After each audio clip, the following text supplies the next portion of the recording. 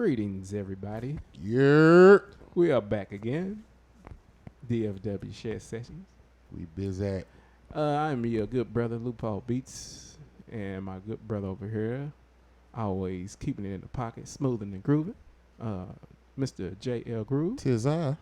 And we got the beautimous Professor Mel Will. Hey. Oh.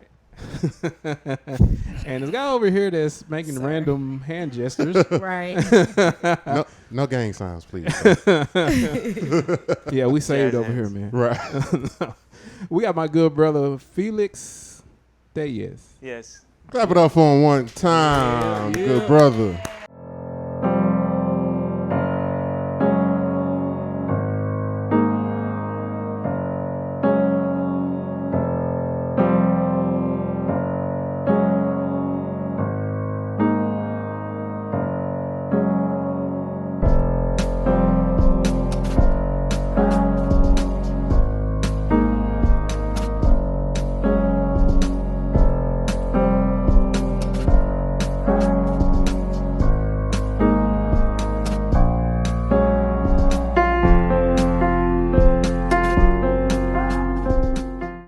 Yeah, man. Clap for myself too, man. Yeah, man. It's definitely good to have you, brother. How you been? You been doing all right? Yes, sir. Yeah. Yes, sir. We're doing it. We're doing life. Man, Trying to yeah. do life better. Ain't nothing wrong with that, That was a man. long round of applause. Man, yeah, man. We gotta, hey, man. We gotta, mean it, man. We mean we it really over mean here. it, man. Over here at DFW Shed Sessions Podcast, we felt really the show love. our appreciation. We man. want to make you feel special, brother. Yeah, man. Man, so you say you've been doing all right, just living, trying to live life the best way you can. Best way I can, man. Mhm. Best way you can every day, you know? Ain't nothing wrong with that. It always changes. Right, What right. you need always changes daily.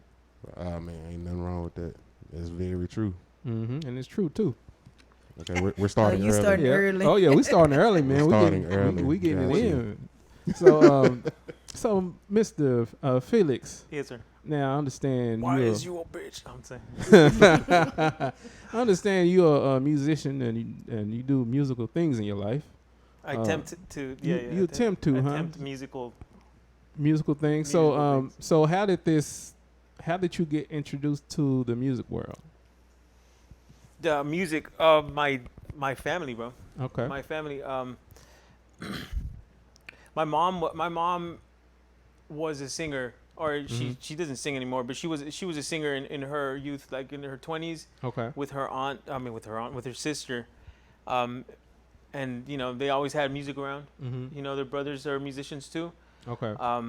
Family gatherings and stuff like that, Mm-hmm. and because of my mom, there was always a guitar at the house. So, Okay. but I didn't start until about 15, 16. Oh, wow. Okay. Yeah. Okay. Nice. So I'm taking you play the guitar. Do you play like other instruments? I only play guitar like professionally, but I'm learning bass, bro. Mm-hmm. Is that a hard transition from guitar to bass? Nah, I would say so, man. If I don't know, dude, like the bass is such a dope instrument. Right. Mhm. You know what I'm saying? I Yeah. have so much respect for it that Yeah. I don't think I would never say like, oh, it's the same. Because it's Okay. really not. It's easy to understand the fretboard. I mean, like the understanding is the same. Right. In theory, is the same. The C is gonna look the same in the same position as the C does on guitar. Obviously, an octave Right. lower. Mm-hmm. But the function is different, I and got the technical aspect is Technique, different. yeah. Even if you come from a classical background, it's still different because you still gotta like, I don't know, just Yeah. figure out how to find the booty in it. Right. Yeah, it's always fun and interesting to me with instruments. I remember when I first myself started playing bass or switched over, playing bass, and another friend of mine, keyboard player, he said, "Man, so is the bass? Wouldn't you find that like boring?" I said, "No, it's not boring at all because it's a different, it's like a different personality or different person per se. Like the way I see it, it's like it's a different craft in itself. Yeah. Playing the instrument because it's different. Playing the notes and doing different things. Like I tried to learn to play the guitar, and my fingers just were not cooperating with the strings at all. It's inhumane, bro. That's an inhumane instrument. Really? Dude, it doesn't make How so? sense. I just doesn't like it. The physical part of it, bro. It just doesn't make sense. Like I guess more so like cause even in guitar, like down is up and up is like, so it's like stuff like that. Stuff like that, or it's like a grid system, right? Mm-hmm. And then you can find like say on the piano you go middle C, boom, middle C is gonna be right there. Mm-hmm. Right. On guitar, that middle C is here, it's here, it's here, it's here. Yep. Oh wow. You know what I'm saying? Yeah. And it's kind of like, I kind of see it like one of those one of those spirals coming up, like, but it kind of starts like this, where it starts repeating itself in a different octave, or it starts kind of like overlapping. Right. That's how I see it. But because I see it like that, it's like, I don't know. You don't, because, bro, like, there's so much education on it now. Mm-hmm. But we didn't have that when we were like younger, right? We didn't have that. Playing. Yeah. So you kind of develop your own thing. So I have a question. Have you ever tried to come across like playing a banjo? Because I think that's a whole different. I have. So is that? Because it's harder. I'm pretty sure. Is it like harder, or is it something? I don't think it's hard, man. That's in a whole nother world too. Yeah. Because it's like the banjo repeats the D, the top string I think is a D, and the D on the bottom string, and they do a lot of rolling where it feels like it's a big instrument, right? But it's only 4 strings. Right. But because with how they roll the chords, they're just playing like really fast arpeggios basically. So if you hear it, sometimes the high E and the low E just fill up the whole sound, and it's like the middle 2 strings are really kind of what's making I don't know, they're the 2 different notes, right? Right. Whatever you play, when you play the 2 drones, they just make it fatter. I don't know how to explain it, but without having it, like without having it, I don't know the instrument like that. I think the strings are thicker too, right? No, they're not thinner. Thicker, or they're thinner. They're thinner, but it's on a drum, so it kind of like. Got you. Like basically the piano, the banjo is like a drum with strings on it, you know. Got you. Yeah. Got you. Cool, man. So moving forward, so you see your family, you know what I'm saying, which singing, and so you kind of more so came up in a musical family and stuff like that, right? Yeah. So I know there was always, you said there was always a guitar in the house, but was it more so because that was the only thing there, or was it something about the guitar that was just you were just drawn to? I was so. This is when we'd have family get-togethers, bro. It was when like for a wedding or something, when the whole family was there. I'm talking about like, bro, all 40 people. We have like, my mom's family's big, bro. Right. So like all the kids are running around or whatever. The parents are just chilling, grilling, and like singing, Right. And that's when the first time I knew I liked music, bro, is like my mom singing this song by ABBA with her sister. There's this like Spanish version of Chiquita. It's Chiquitita, right? Okay. But I don't know I forget what it's called in English. And just the harmonies, bro, like tickled my brain. You know that feeling when you hear something, you're just like, man, that just kind of like expands your psyche or whatever, like you feel it in your soul. Yeah. That's the first time I realized. I was like 4 or 5. I was hearing them sing, and I'm just sitting there like amazed, Got you.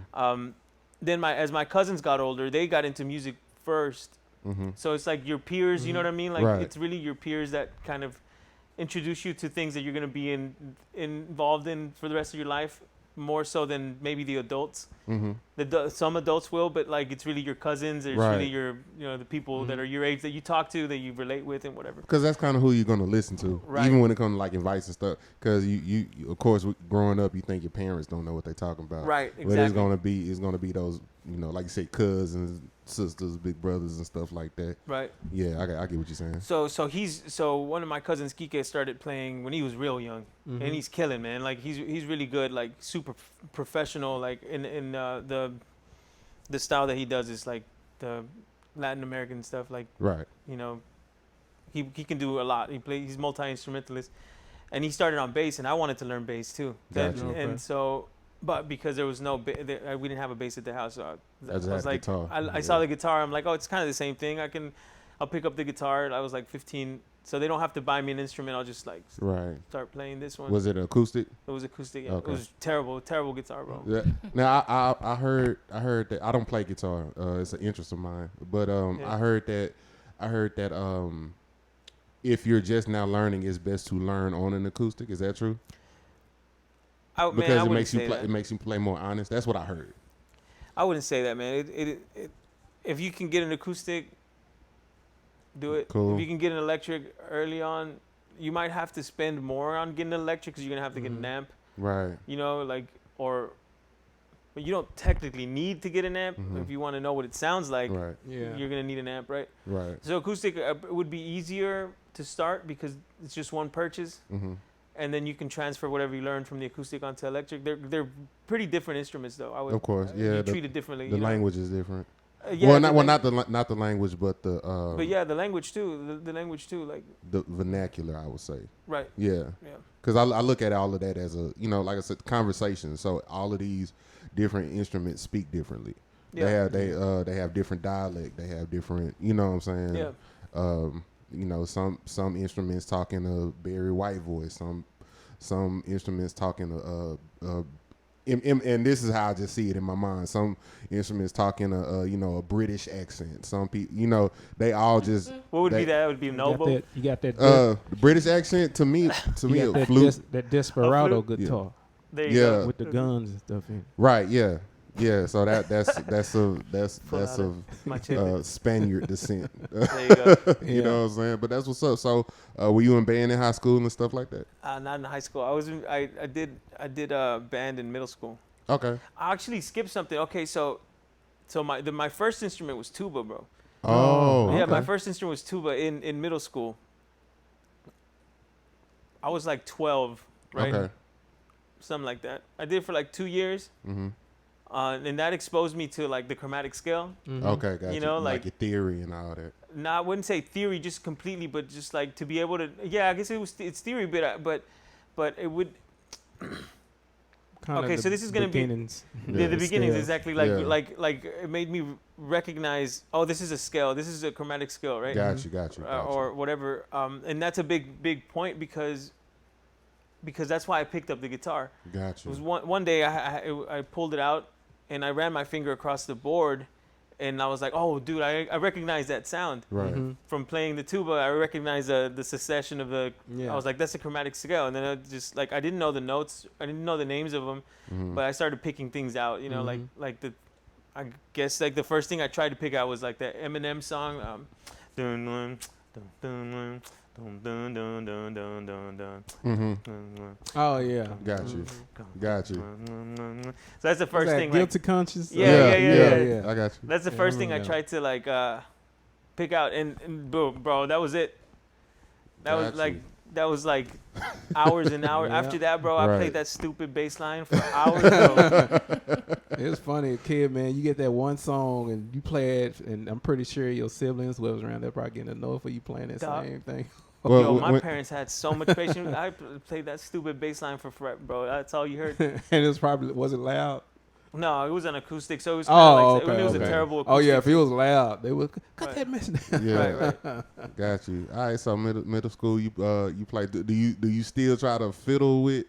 I tried a couple times afterwards, tried to play with it on the trumpet because there's similar fingerings. Obviously, the embouchure is different. Right. But no, man, I don't have the lung capacity for no tuba. I got you. Shout out to Kevin, man. That is a tuba player. Right. You know what I'm saying? Shout out to Kevin. That's what's up though, man. So, man, that's interesting because I didn't know it was necessarily that deep. I didn't even know you came from like a musical family like that.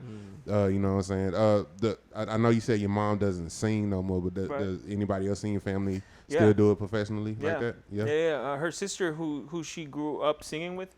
So, bro, like they're a close family, dude. I got you. And my mom was kind of like the matriarch of the siblings. Yeah. So she's the oldest female. Yeah. And as soon as she could pick things up, bro, they made her do stuff like. Got you. Not just like, hey, go pick up this. No, like, hey, it's 3 a.m. You gotta go get the masa from the corn mill, Right. and bring it back to make breakfast. And she's gonna make breakfast. She's 9 years old. She's making breakfast. She's feeding her siblings while her parents are working, bro. Like like she out in Mexico where there's like a small town where there's no street lights. Right. You know what I'm saying? She's walking as a 9-year-old like a mile down the road to pick up whatever they had to use for meals that day. Right. And she was making the meals. And so that made them really close. And I don't know how they got into music, but they would like sing together all the time. And her brothers are musicians. You know what I mean? Like, I forgot what your question was. No, I was asking about you coming from. I was asking, does your family or other people in your family outside of you still play music professionally? Okay. Yes. Yeah. Yes. That's where I was going at. Yeah. So they've always done it, right? Yeah. But after, they have had kids or whatever, only like her sister still sings for mariachis, and she's dope, bro. Yeah. Like, yeah, she's really good. I haven't heard that. I mean, there's people that are more refined, like very, very, very clean with it when it comes to like mariachi and stuff like that. It's kind of an art. It's definitely an art form, but now it's kind of like there's money behind it, right? Right. And these groups are huge, bro. They're orchestras. Yeah. And so they're like a lot of people are kind of almost classically trained, but the power that she has behind her voice, bro, I have not heard that. Like it's like authentic. It's authentic, bro. Yeah. She's like got this wide, screaming vibrato. It's like Mexican food versus Tex-Mex. Yeah. Basically. That's how I look at it. Yeah, it's just greatness without the cheese, bro. Yeah, I got you. You know what I mean? It's killing, bro. She's really, really good. Dope. And then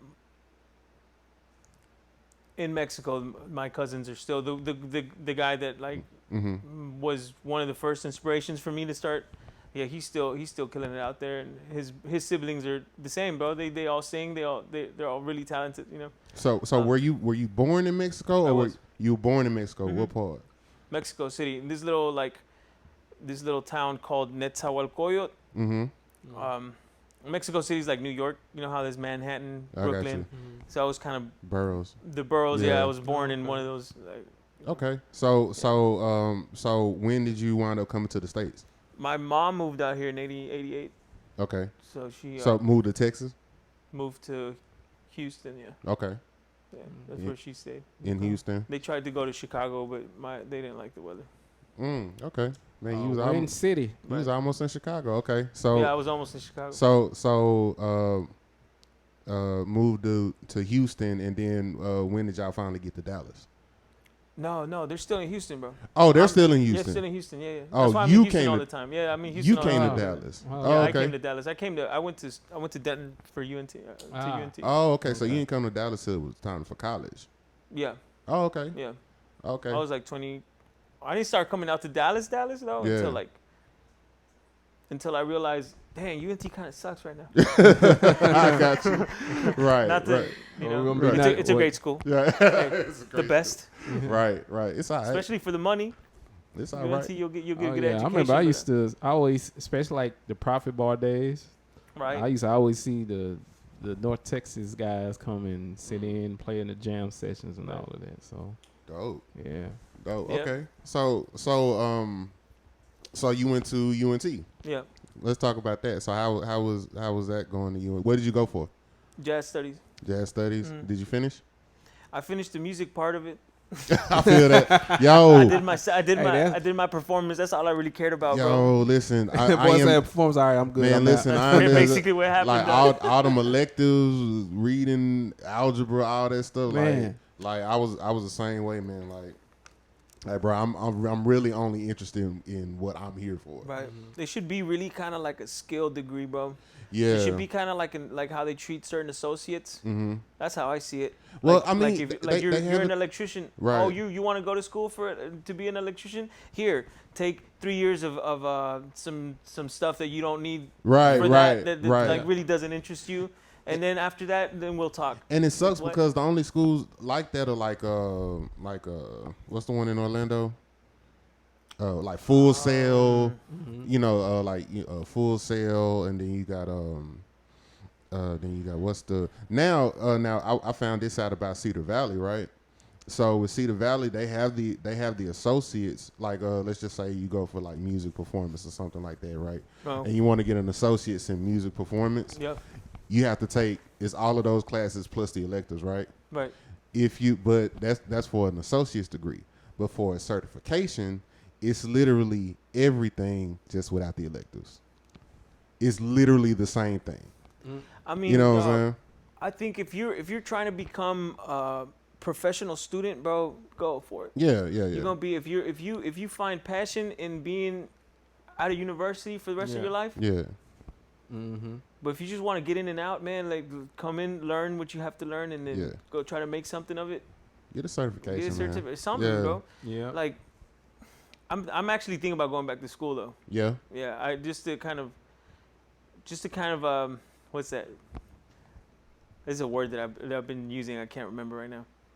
Just to kind of like go over things that I felt like I messed up in my past or whatever, just to kind of feel better about the things that like things that I'm like, dang, I wish I would have done. Dang, I don't want to be 90, bro, and be like, dang, I should have gone to school. Yeah. You know what I mean? I got you.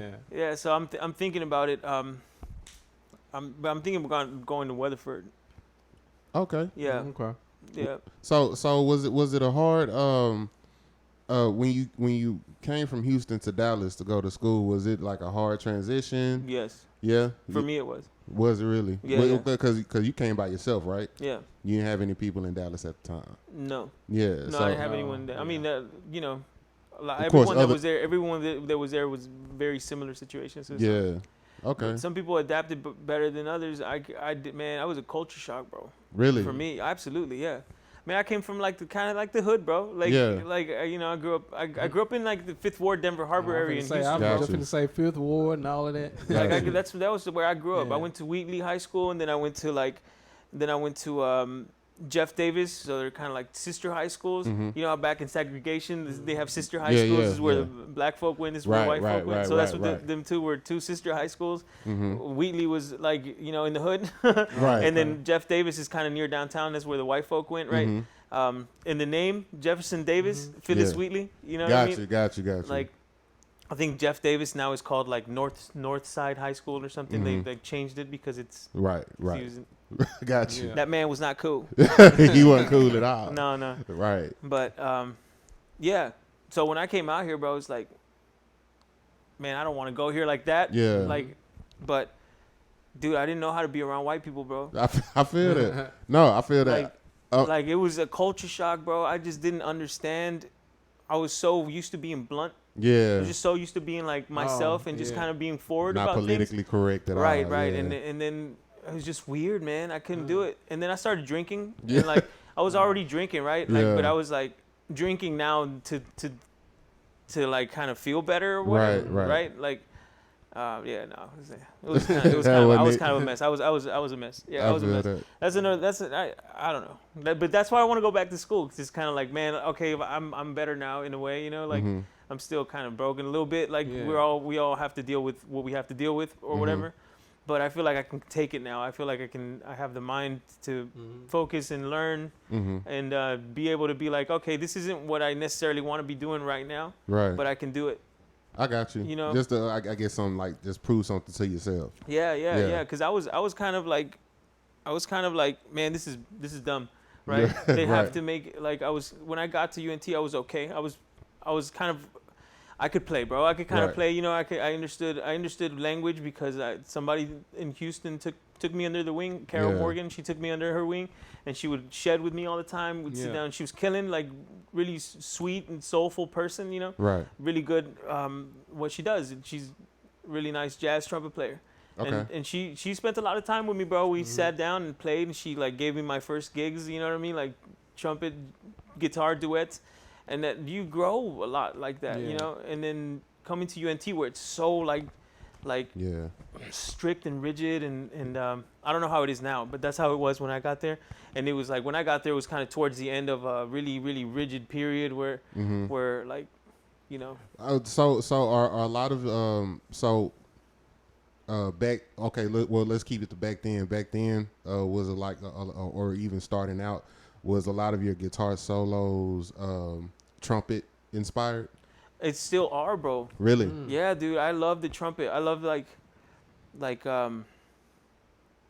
So to me, there's two different instruments that pair really well with each other. With each other. So trumpet and guitar, bro.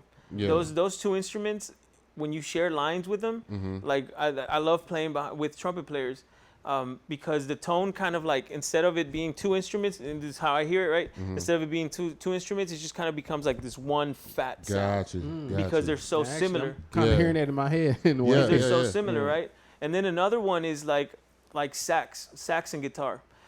And that's almost kind of the same thing, but like because sax is so breathy, right? It's I mean, trumpet's breathy too, but it's just sharper, I think. Right. Like a tenor is like breathier and kind of, I mean, obviously because of the reed, it's wood-like. It's more organic sounding. Right. And electric guitars, like really, you know, unnatural sounding. It's kind of an unnatural sound. You know what I mean? Right. But they fit. So like I think saxo like kind of fills out the rest of the body of the note that the guitar is playing too, right? Right. So they kind of complement each other. Right. But you know, like, and it's kind of, but when you're comping for like a trumpet player, bro, it's hard, bro.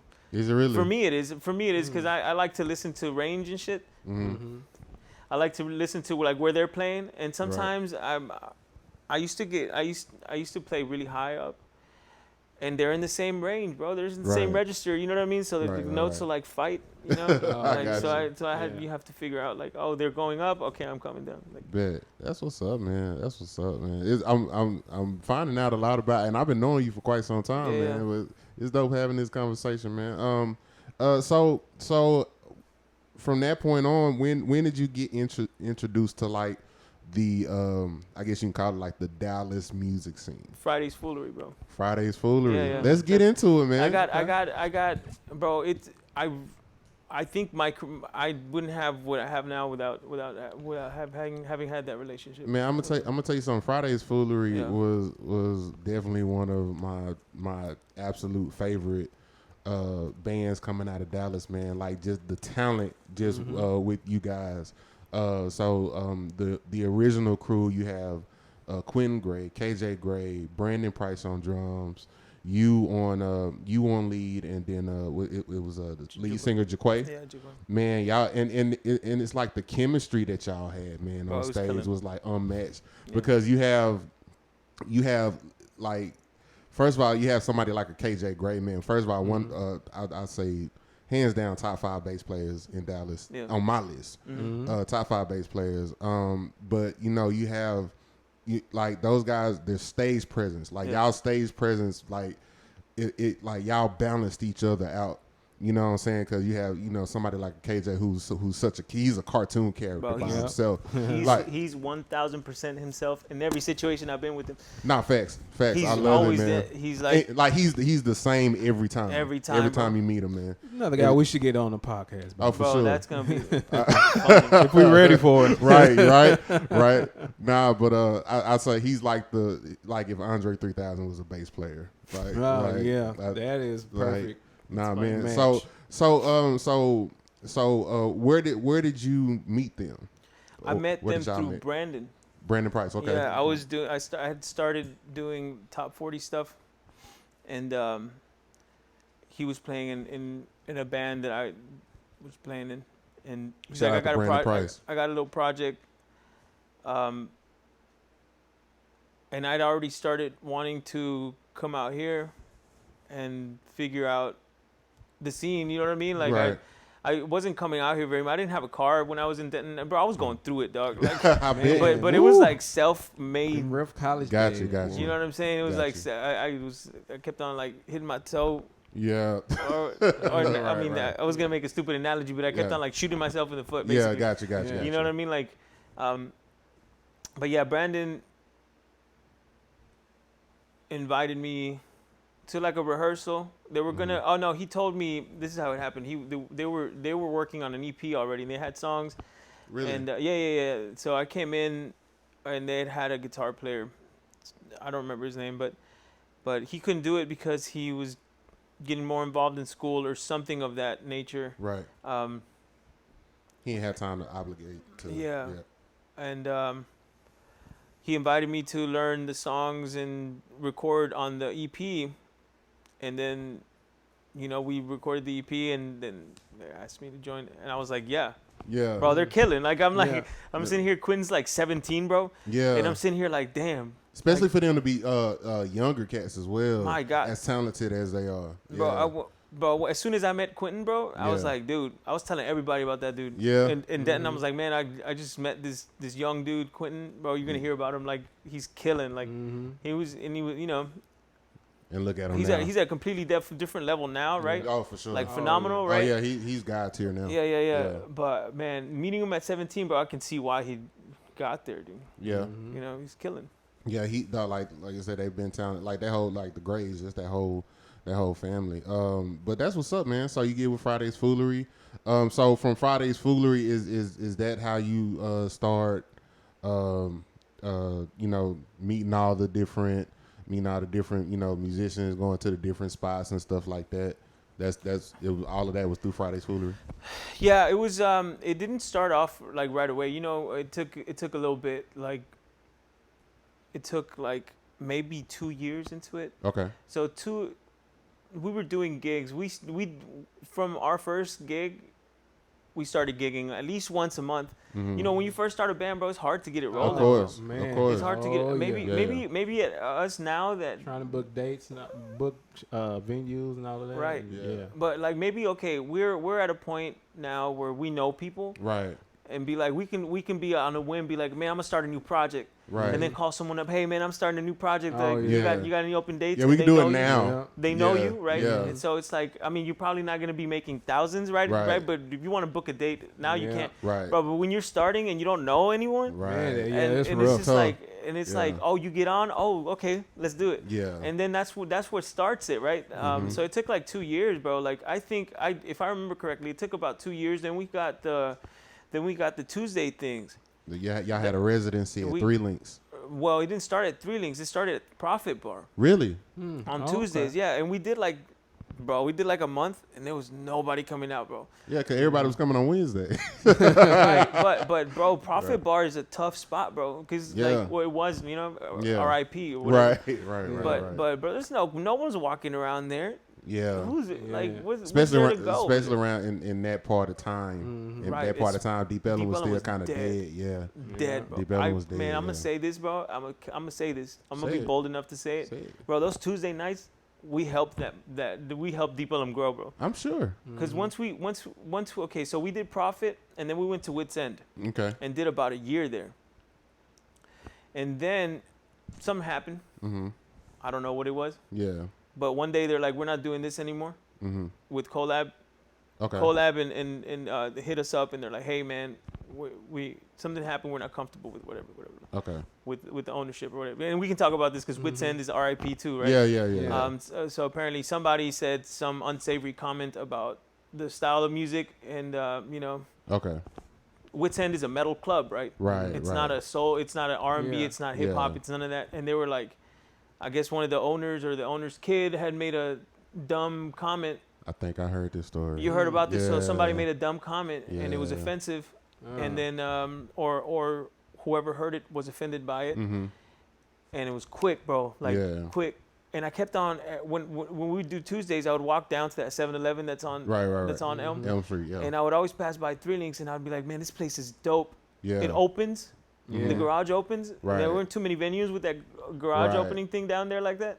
Now you got the Freeman, Yeah. right? Mhm. Now you got like Well, that's it. But even with the Freeman, they have the garage thing, but it's still with 3 links is like you literally do not have to go in. You can literally just stand right there on the street and watch the whole show, and do what I'm saying, do whatever. But that helped them, bro, because people are like flock mentality, bro. They're like, right. What's all these people standing around and just right. walk up and they're like, they walk in. Right. So that helps. And then plus you can actually hear what's going on. Right. You can hear what's going on, and then right. at that point it's like, oh man, I want to have a drink while this is going on. You know what I'm saying? So yeah. Because that's where I first came across Friday's Foolery, when I was at 3 Links. I didn't know y'all was at the other spots. Yeah. So we did Wits End for like a year, bro. And then when we get to 3 Links, bro, that's when it popped off. That's when I started meeting everybody. That's when people when you see, like, I don't like to ride, right? Like I like to be myself with anyone. You've been around people, right? It doesn't matter how important or wealthy or whatever they are, like bro, they do they boo like you do, you know what I mean? Right. Like facts. Yeah. Like facts. And it's like, whatever, bro. Yeah. Like, and it all stink. But except for me, mine smell like roses. But when you start seeing people but when you start seeing people walk in like RC and they'll walk in with other like people, like when you start seeing people like that, then you're like, oh, okay, so we're on the map. We're not just like out here like begging for attention. We're on the map now. People are like, oh, have you heard this night? Tuesday nights are popping. Oh, then because at that point you actually earned that.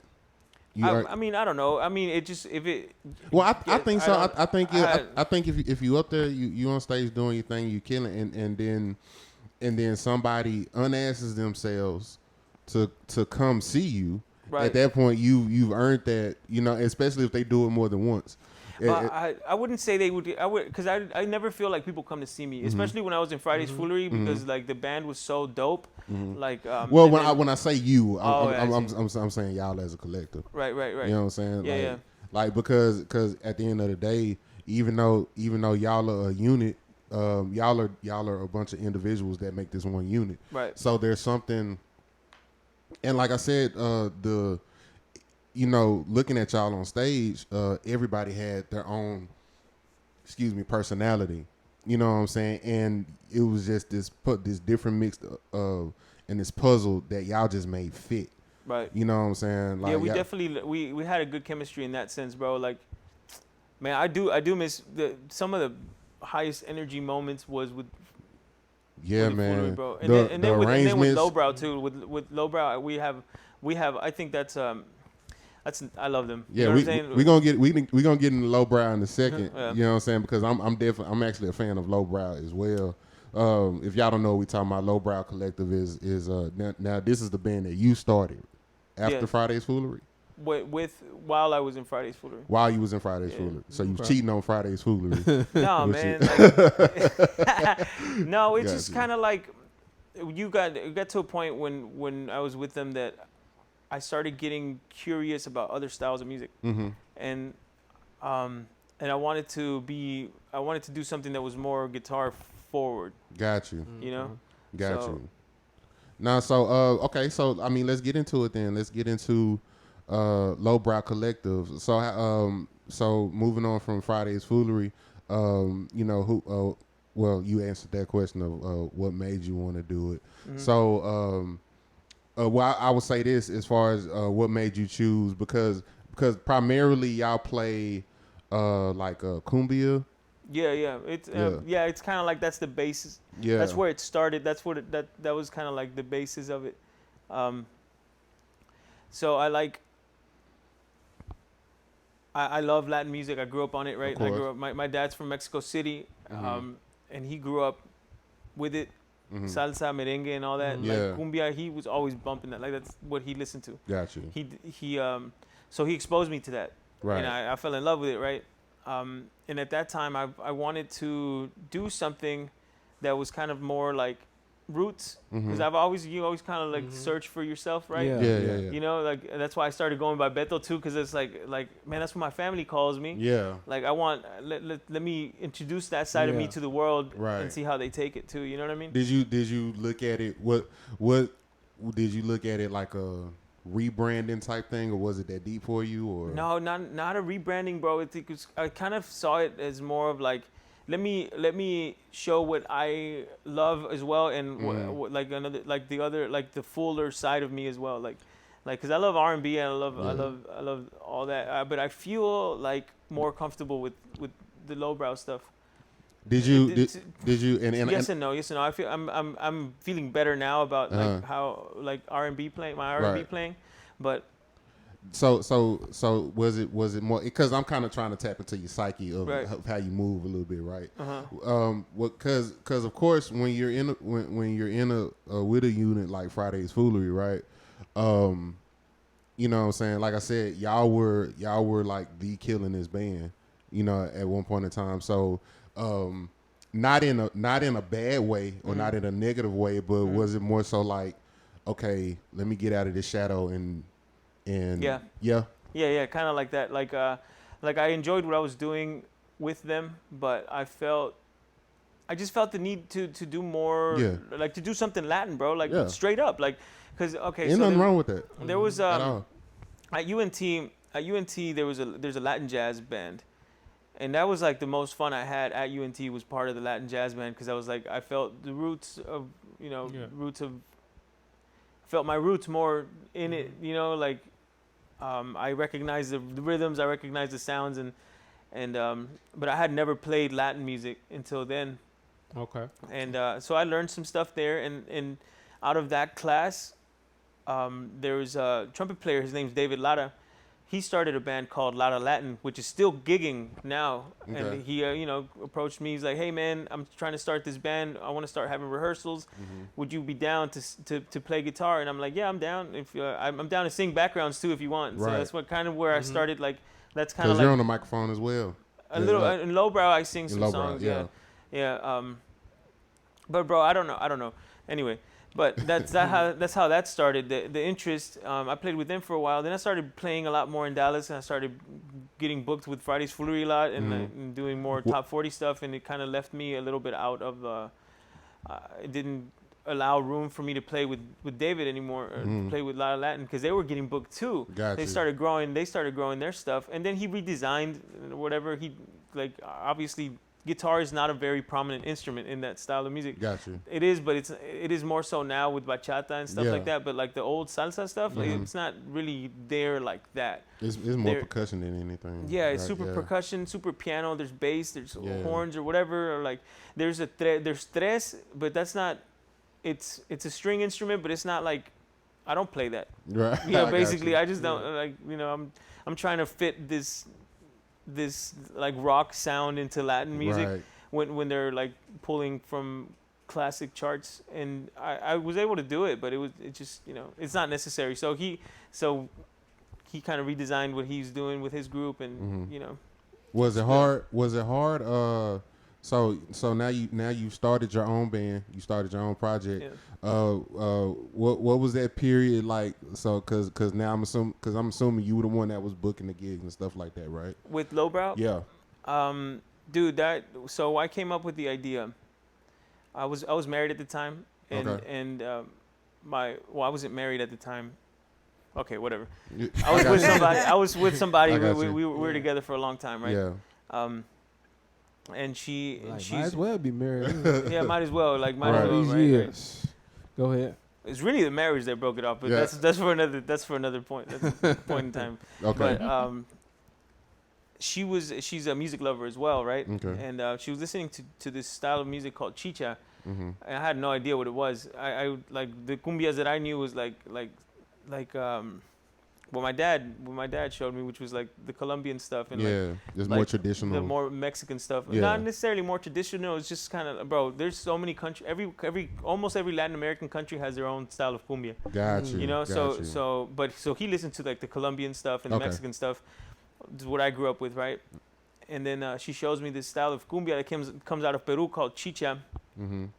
And it blew my mind, bro. It's like one of those moments, like with what I was saying with my aunt. Chicha, yeah. Okay. And where it just kind of lit me up. I was like, man, this is killing. Yeah. It's like, and so what they were doing in Peru is like they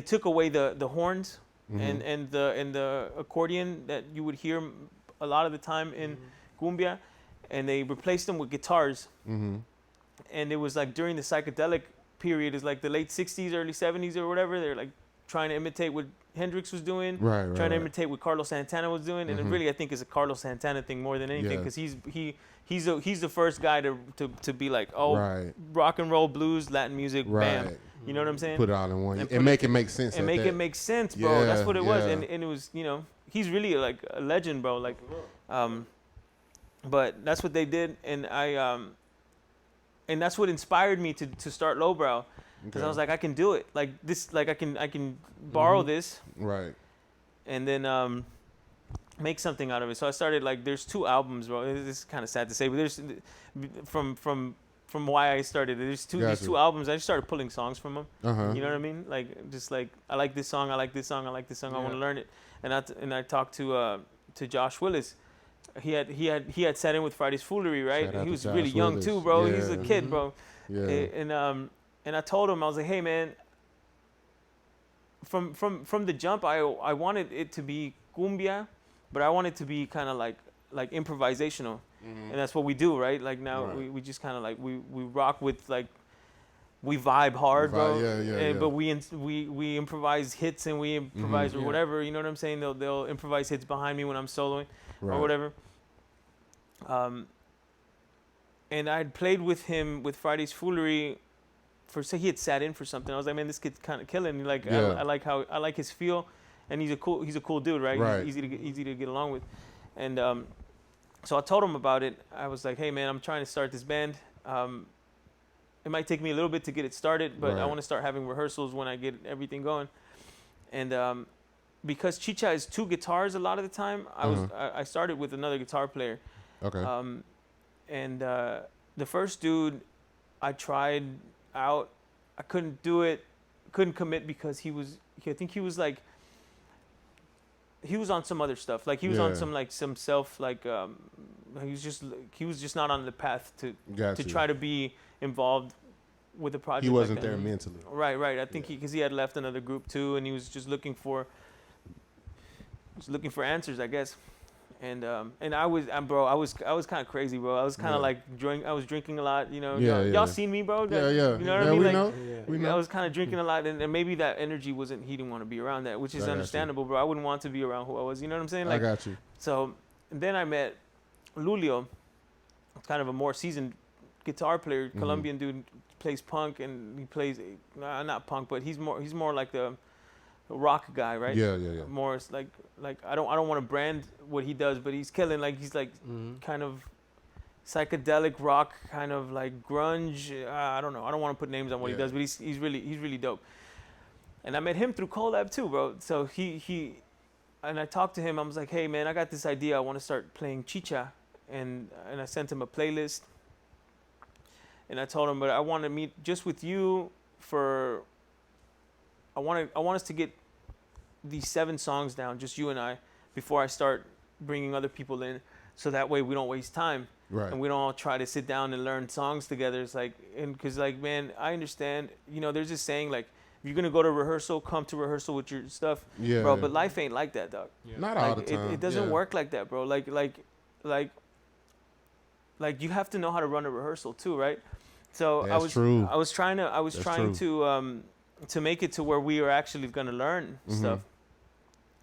And so we got some songs down, bro. And then I was doing Ice House gigs with Eddie.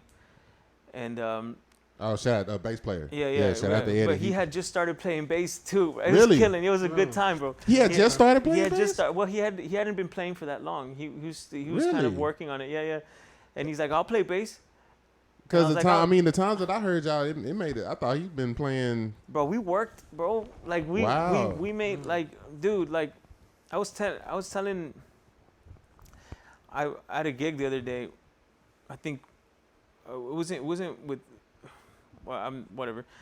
But I made a comment about guitar players, bro. I was like, guitar's kind of an interesting instrument because it's really unnatural.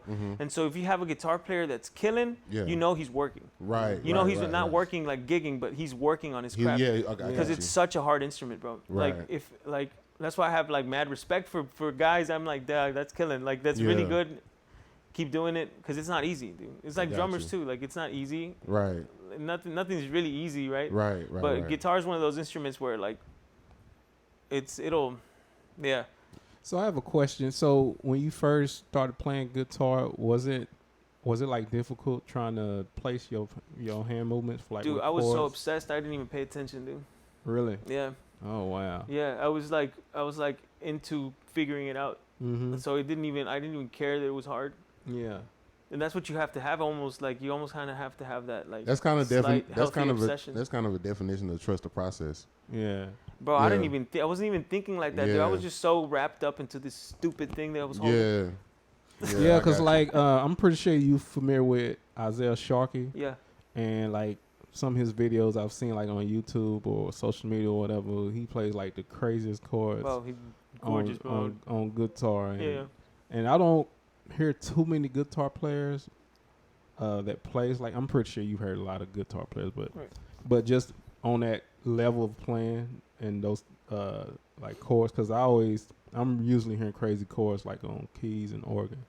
But yeah, he's one of the guys I'm like, okay, how are you playing that? Yeah, he's like one of those like pianistic type guitar players, you know, where he'll do these crazy stretches. He can do them, but he does them for melodies though. That's what I like about his playing. He's if you could stop throwing stuff at us, we'd appreciate it. No, that fell out. That's me. Go ahead. I have a question. Yes, man.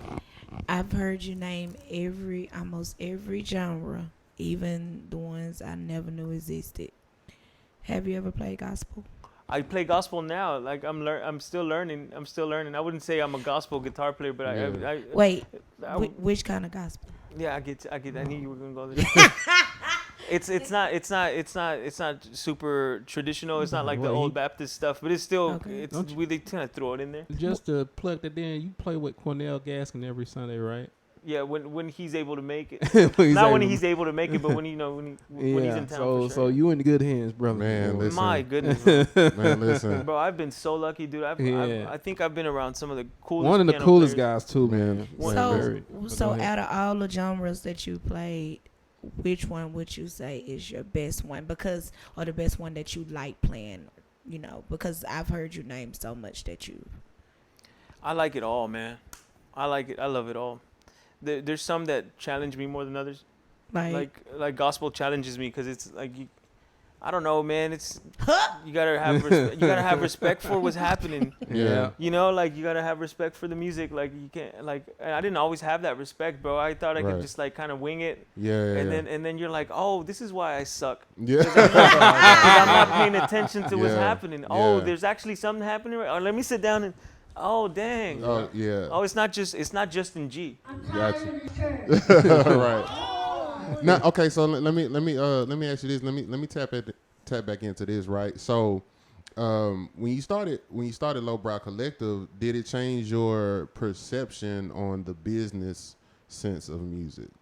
Nah. Wait. Not really. No, that's happening now, bro. Really? Yeah. I was just kind of like, I would say I was kind of like juggernauting it. Really? I was just kind of like, man, I'm a book. I'm whatever. We're gonna make money. So we were playing a lot, dude. Because I was just kind of like talking it up. Like, that's the thing, man. You know how I struggle with giving myself credit.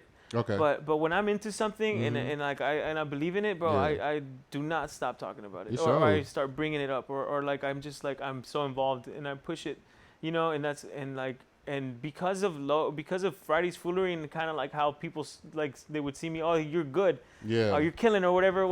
Not to say they kind of trusted you in that. They trusted it, yeah. They trusted it, and that's why I made the comment earlier of like. When now we can just be like, hey, I'm gonna start a band, and because that's what happened. Like I was like, I got some people that were booking or whatever, or I got into our first gig was at 3 Links on a Tuesday night. And so I told Moses, I was like, hey man, I want to start a band. He's like, oh shoot, well, bam. I think it was like August 28th or something like that. It was really close to my birthday, and I was like, all right, let's go. And that's when we started. That's when I started rehearsing the band. Gotcha. When I got the date, I was like, me and Lulio had like 6 songs or whatever already down, and that slot's an hour and a half, right? And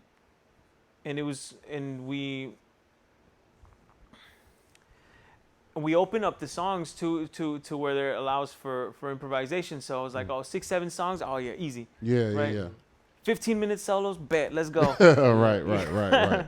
Which is probably not like musically sound. Right. But whatever, man. Whatever. Dude, it feels good, man. I just want to play all these notes, bro. Right. I got you. And you was actually having fun doing it. Right. And so that's when I started rehearsing the band, bro. That's when I got Eddie in, and he came to the house. We didn't even have a rehearsal studio at the time. And you had didn't you have? So because Brandon was playing with you at first, right? Dude, for a little bit. There's a video up. So Lowbrow started with Brandon. Brandon was on drums. Josh Willis was on percussion. On percussion, yeah. So because I didn't know I knew he was a drummer, but he hadn't like, he was still young, right? Like he's still, he played drums, but I knew he could play percussion. Right. So I wanted him on percussion. Got you. That was a good call. Yeah, because right? he wound up being your main drummer, right? He winds up being the main drummer. Right.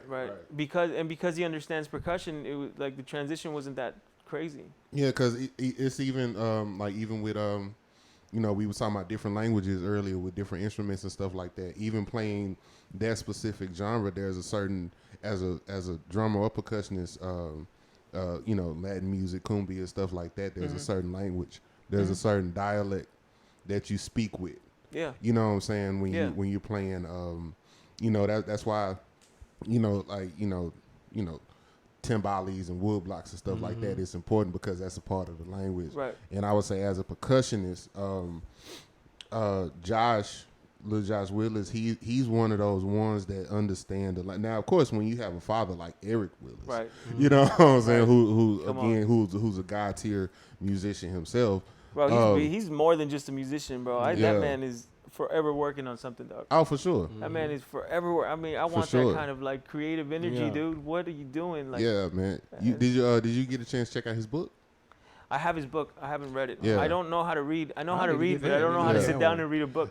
Oh no, it's a book. It's dope. But you gotta check it out. It's called pretty much.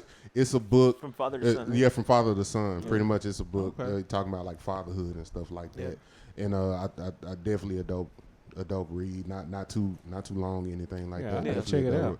Nah, so shout out to Mr. Eric Wood. Bro, if you see Eric and you tell him, hey man, I want to check your book out, he'll probably go get it from his car and bring it to you, bro. No, he will. He does. I've seen that. No, he will. He hands those things out like they're like business cards, but it's so smart. Yeah. To do that, bro. Yeah. Like it's like, hey, I'm accomplished. I've accomplished stuff. Here's a book I've written. Right. Like whoa. Right. Yeah. Who man. does that? So on the percussion end, like between like Josh Willis and then of course you cats like your Frank Mochas and what's the other cat? Is it Nick? Yeah. Nick, like, you know what I'm saying, just some dope people, but as a percussionist, Josh Willis, that was definitely a good call on your end. I think so, man. To put him in the game. I feel like I have this talent of like picking out characters that I know I can vibe with musically. Yeah. You know what I'm saying? Like, and I saw Josh and how we would get along, and like, and I play with him, and I'm like, I can tell that I can tell that we'll vibe. Yeah. You know, like I can tell that we can build something. That's dope. Yeah, man. Yeah. I think it's smart, bro. I was like inspired by Miles, bro. Really? Miles Davis, like when I was in school, like how he started his first quintet, then he started his second quintet, and he just kind of like fished people out and trying to find who. Yeah. So that's where the concept came from for me. Like the characters are important. Gotcha. It ain't just drums, bro. Of course. It ain't just piano. It ain't just of hey, course. can you it's like you're not bringing in someone just to fill that role. You're bringing in someone to be a part of the voice. Yeah. You know what I'm saying? Especially if you're looking to have a project part of the whole long picture. term. Right. You know what I'm saying? Especially if you're looking for something long term. Long term, or something that's meaningful, right? Yeah. Like what if it doesn't last 20, 30 years, whatever, but if it lasts like 2 years and that was like a point where you were growing, bro, like that's all that matters, dude. Like I think, in my opinion, I mean, you want to get paid, you want to eat. You know, course. bread ain't cheap. You know, Of course. but especially now. But like that situation. Eggs either. Right. Especially now. You know, that's what's up, man. that. Man, this has been Lou. This has been a super dope conversation. Now I know I said this before. Yeah, man. But I think this is gonna be one of the ones. Yeah, I think this is man. gonna be the best episode. Yeah, man. I know I said it before, but I really mean it this time. There's been some very interesting insights. Man, listen, because it's like if you ever run across Felix, man, such a dope individual. I actually had the pleasure of being in a band with Felix. Yeah, we did. We was in the band for a small stint called Celestial Clockwork. Yeah. Which is actually dope because Celestial Clockwork. Well, when I joined Celestial Clockwork, because it was already up and running when I got there. Same.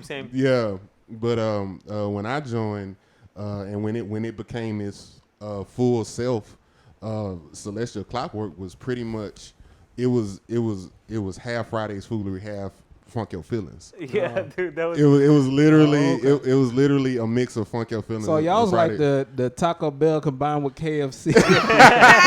Literally. That's funny. You can get a chalupa or you can get that original 2-piece. That's funny. And even with that, funny. man, even with that was a bomb ass situation to be in too, man. Fun, bro. That was like really really fun because in that situation you got two drummers and myself and Dwayne Berry. You had KJ Gray, he was the front man on bass. You had Felix, you had Gino Stevenson on keys. Okay. Every now and again, Bo Dove, he would come play aux or whatever. And man, those Sunday nights. Oh yeah, I was having time, bro. Oh, dude, Yeah. man, those That Sunday. combination. Man, that was a squad, man. Yeah. And then That was fun. and then we added a saxophone. My little brother Danny Phillips, he was on sax. That's where I met Danny, bro. Yeah. That's where I met Danny. Was on those gigs. Yeah, man. At High and Tight. Yeah, at Loose and Low. So, yeah, man. Yeah. Oh. When we was playing at Loose and Low, but that was and you know, and that was another situation where it's like you just had the right combination of personalities and stuff like that, man.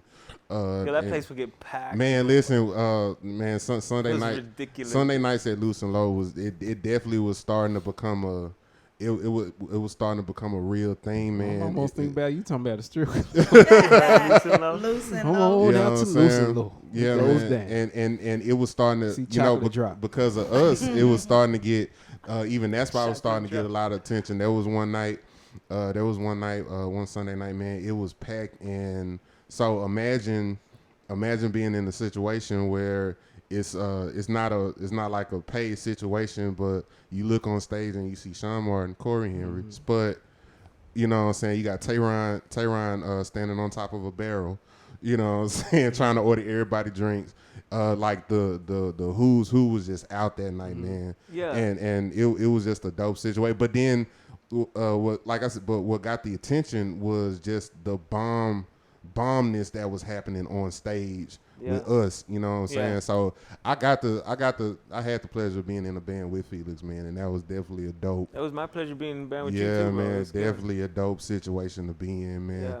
But listen, Yes, not. listen, man, we gotta pay some bills real quick, man. We gotta pay some bills and take a real quick break. But no, we're gonna be right back. We got some more with Felix, man. Like I said, it's been a super dope conversation so far, Lou. I think so. Oh yeah, it's been great. Yeah, man, for sure. Appreciate All right, then. Appreciate Well, being here. Y'all hold on to them pliers. hold on. Don't bust that nut yet. We will be right back.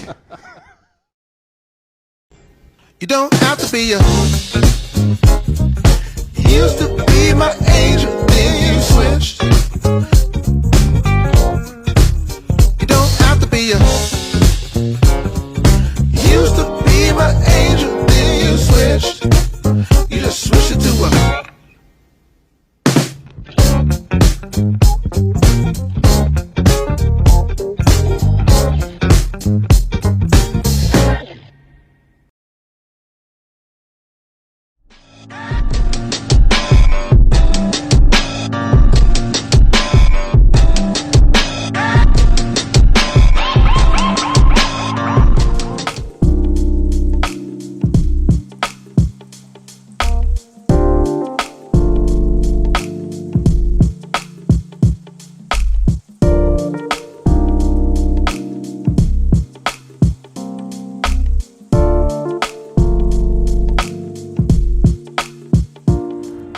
I'm a photographer.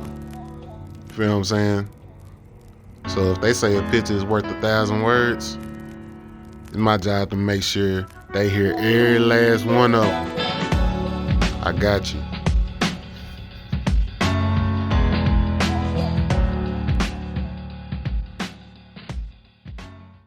All right, we're back again. Yerp. We had to take this brief intermission and just had some little break time, smoke break and bathroom break, all that good stuff. But we back.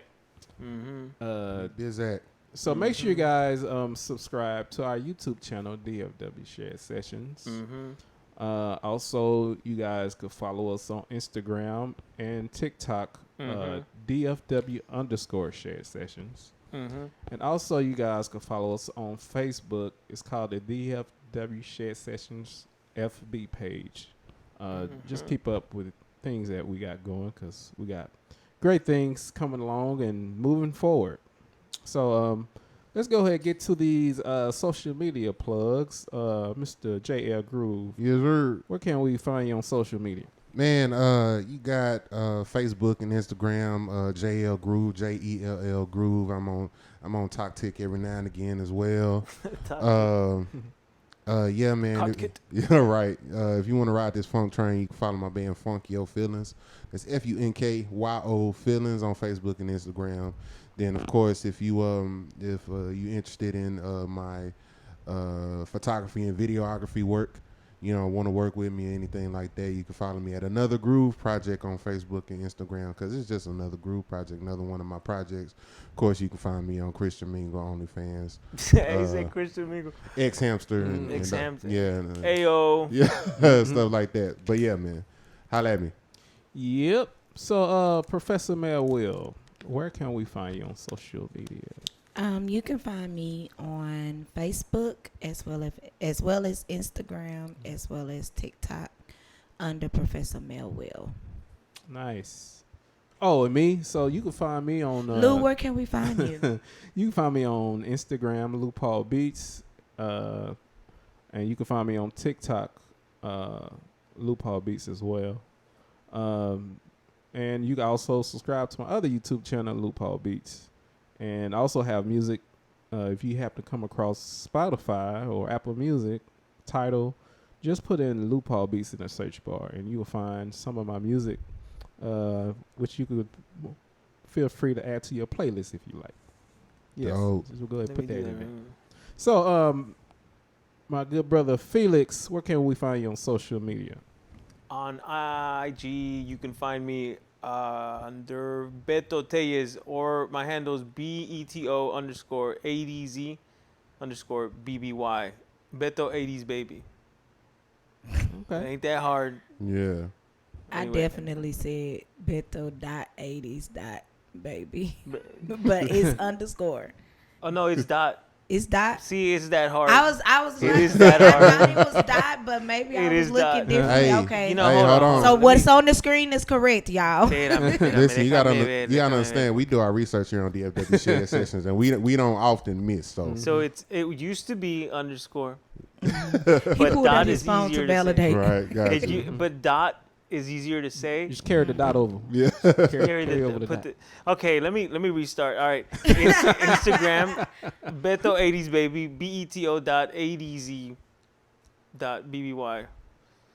I feel like an old man. Take your time, brother. Right. It's all right. Right. And then on Facebook, you can find me under Beto Tellez, BETO Tellez, TELLEZ. Okay. That's what's I have up, TikTok and I have YouTube, but I don't really do it. TikTok is just so I can open up videos that I get sent without having to go. Man. Right. Download. Yeah. Okay. I already have it and put it on. So I know we got these segments coming up, but I just have a question I wanted to ask. We talked a little bit in the break time. I was just curious about. So growing up, when I used to live around people of the my likes hue. of yourself. Of my He hue. said Yeah. the likes of yourself. So I used to always hear, my hue. especially when these parties used to happen. It mostly happened when there was parties. Bro, they don't need and no it was- reason to party, bro. And yeah, and it'd be like on a random night. It'd be like on Dog. a Tuesday. They're doing laundry and then It'd be like a Tuesday night or something. yeah. And all I hear is doom, doom, doom, doom, doom. Hey, So it sounds all hokey. yeah, It sounds all yeah. hokey. You heard that bass over everything. Yeah. So what is that? For one, what was that genre or style of music? Man, it could either be like they're like listening to conjunto, or they're listening to like banda, or they're listening to like regional music, but it all stems from polkas, bro. That's a polka. Okay. Yeah, that's the little gift that the Germans gave us. Ah. That in their beer. Mexican So- beer is just German beer, bro. Modelo's just a lager. Okay. So You know what? Because I like German beer. Yeah. And I Modelo is my favorite beer. Shout out to Modelo. Can y'all Yeah. be a sponsor? But yeah, that makes Right. sense. Right. that's very interesting. Yeah, Shiner's Shiner's a German beer, right? But Mhm. you know, Corona's it's like Shiner, I've Lager. never heard of them. yep. Yeah. So I don't have nothing against anybody's taste or No, I get it. feel the music. I just didn't understand why it had to be so. Did you say you never heard of Shiner? Never heard of her. Don't know who she is. China? Black China. No, Shiner. No, Shiner. The- Like Shiner. Shiner Bach. Yeah. Oh yeah. Yeah, the beer that you were speaking of. Never heard of it. Oh, Yeah. Did Why? really Why never you heard ain't of never Shiner? heard of Shiner? Shiner. I could have. I think you're playing, bro. You You joking. knew about Shiner.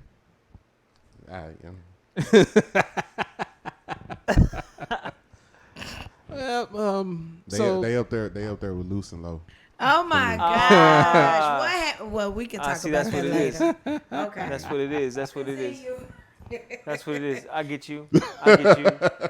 I get you. I get it. Yeah. Yeah, So- it's not a good beer. Yeah. I don't like it. Yeah. I loved it at one point. And I then did- I was Like 5 minutes ago, you did. No. He didn't say he loved it. He just said he. I loved it like 5 minutes. Like 5 minutes ago. 5 minutes ago, being like 6-7 years ago. Oh, okay. Yeah. I never heard of it. So Yeah, I don't blame you, bro. Yep. So back to the party music. So why, dude? I don't know, man. I'll be honest with you. Mhm. I don't understand it myself. Okay. I don't really get it, dog. Like I don't understand why it has to be so. and they go and find the shittiest speakers. But they're loud. But you know what? Loud. You They're know what that loud. just? You remember back in the '90s, where everybody of our kind Yeah. Bro, my kind Had- too, bro. The trunks. PVs. had these big speakers in the trunk of their car. Yeah. It's like it took up the rest of the space. Yeah. Yeah, And that's one anytime thing, somebody for was pulling up, that's all you heard. sure. we would in Houston, bro. Oh, H-Town, man. I love my Houston. town. Like, bro, those Call Those it boxes or whatever, The, like- trunk, Yeah. the trunk bangers. yeah, the flip, Yep. the pop trunk, Yeah. pop trunk, all that money. Look at Yeah. all the money I spent on this trunk Man. to go. Man. We'd go down Richmond, bro. We'd like 15, 16, fill up a car with Yeah. kids and stuff. All you would do is drive around, bro, like this. Oh, and you the Houston, so yeah, I was hearing that chopped and screwed. Yeah, chopped and screwed, people Swisher swinging and banging. house. Like I don't get why. But back to your question. I don't understand why they have to be so loud. I don't because I like music. I love music, right? We Yeah. love music. Yeah. But I don't understand how you don't feel oppressed by your own stereo, bro. He said oppressed by your own stereo. like when I it's love it. when it's that loud, bro, I can't even think, dog. Yeah. Like what's He going said on? Like oppressed. That's funny. Oppressed. this stereo is oppressing my thoughts. It's Yeah. a Like, stronghold on me. It's got a stronghold on my psyche. It's so damn Lucius. loud. Right. That's Right. funny. It's so dang loud, and it's like I don't get it, bro. It's like I think it's like a pride thing. I don't Uh-huh. know. It's like I'm here, or like it's life. Like bro. Okay, I think a part of it is like Mexican culture is like very vibrant. Yeah. And I think because we live like that Yeah. in a way, it's like that's how we express like ourselves. But why it's gotta be that loud? I don't get it. I really don't get it. You gotta ask your neighbors. I mean, but it's you can sit there and say the same thing about black folks and they stereos because they show be basing down the street. I think that's why we vibe so well as cultures because we're very similar, bro. Like we're like for sure. We got we you know it is what I mean. No, for sure. Y'all just our cousins. That's all. Yeah, exactly. We're light-skinned cousins. Yeah. Right. That's funny. Yeah, man. I don't know. I don't get it, bro. You. Sometimes I'll be doing these gigs. Right? I play a lot of cumbia, and sometimes I'll be doing these gigs where the DJs are that loud, dog, and I just cannot. Yeah. I can't. I have to walk away, bro. I have to like go somewhere else, cause you're already on stage and you got this monitor blaring, blasting at you, and they're not doing no sort of EQ, so you're getting. You're getting everything, right? Yeah. Or they might put like whatever, like I don't know, man. I'm joking when I use this word, but that's how I feel. I feel oppressed, like when it's so loud, dude. Yeah. Because it's like it's just so heavy on me. It is, dog. It is. The sound is powerful, bro. Yeah, no, for sure. And so like if you're like blasting this like I was telling you I was telling you about this party that I did one time in Waco. The room wasn't big, bro. It was like, man, maybe you could fit 150 people in there, max, right? Oh boy, the DJ had two subs, dog, this tall. Wow. Like this big JBL subs with 2 large mains on them. Wow. Probably rocking at 80%, dog. Ooh. Shaking the building. Like there's some screws loose in that building because of that DJ. Man. And I'm like, wow, bro. I'd go to a room in the back. Walking out, their head hurt. Yeah. Dude, I don't know, man. Because there was this old man sitting right in front of the system, just like.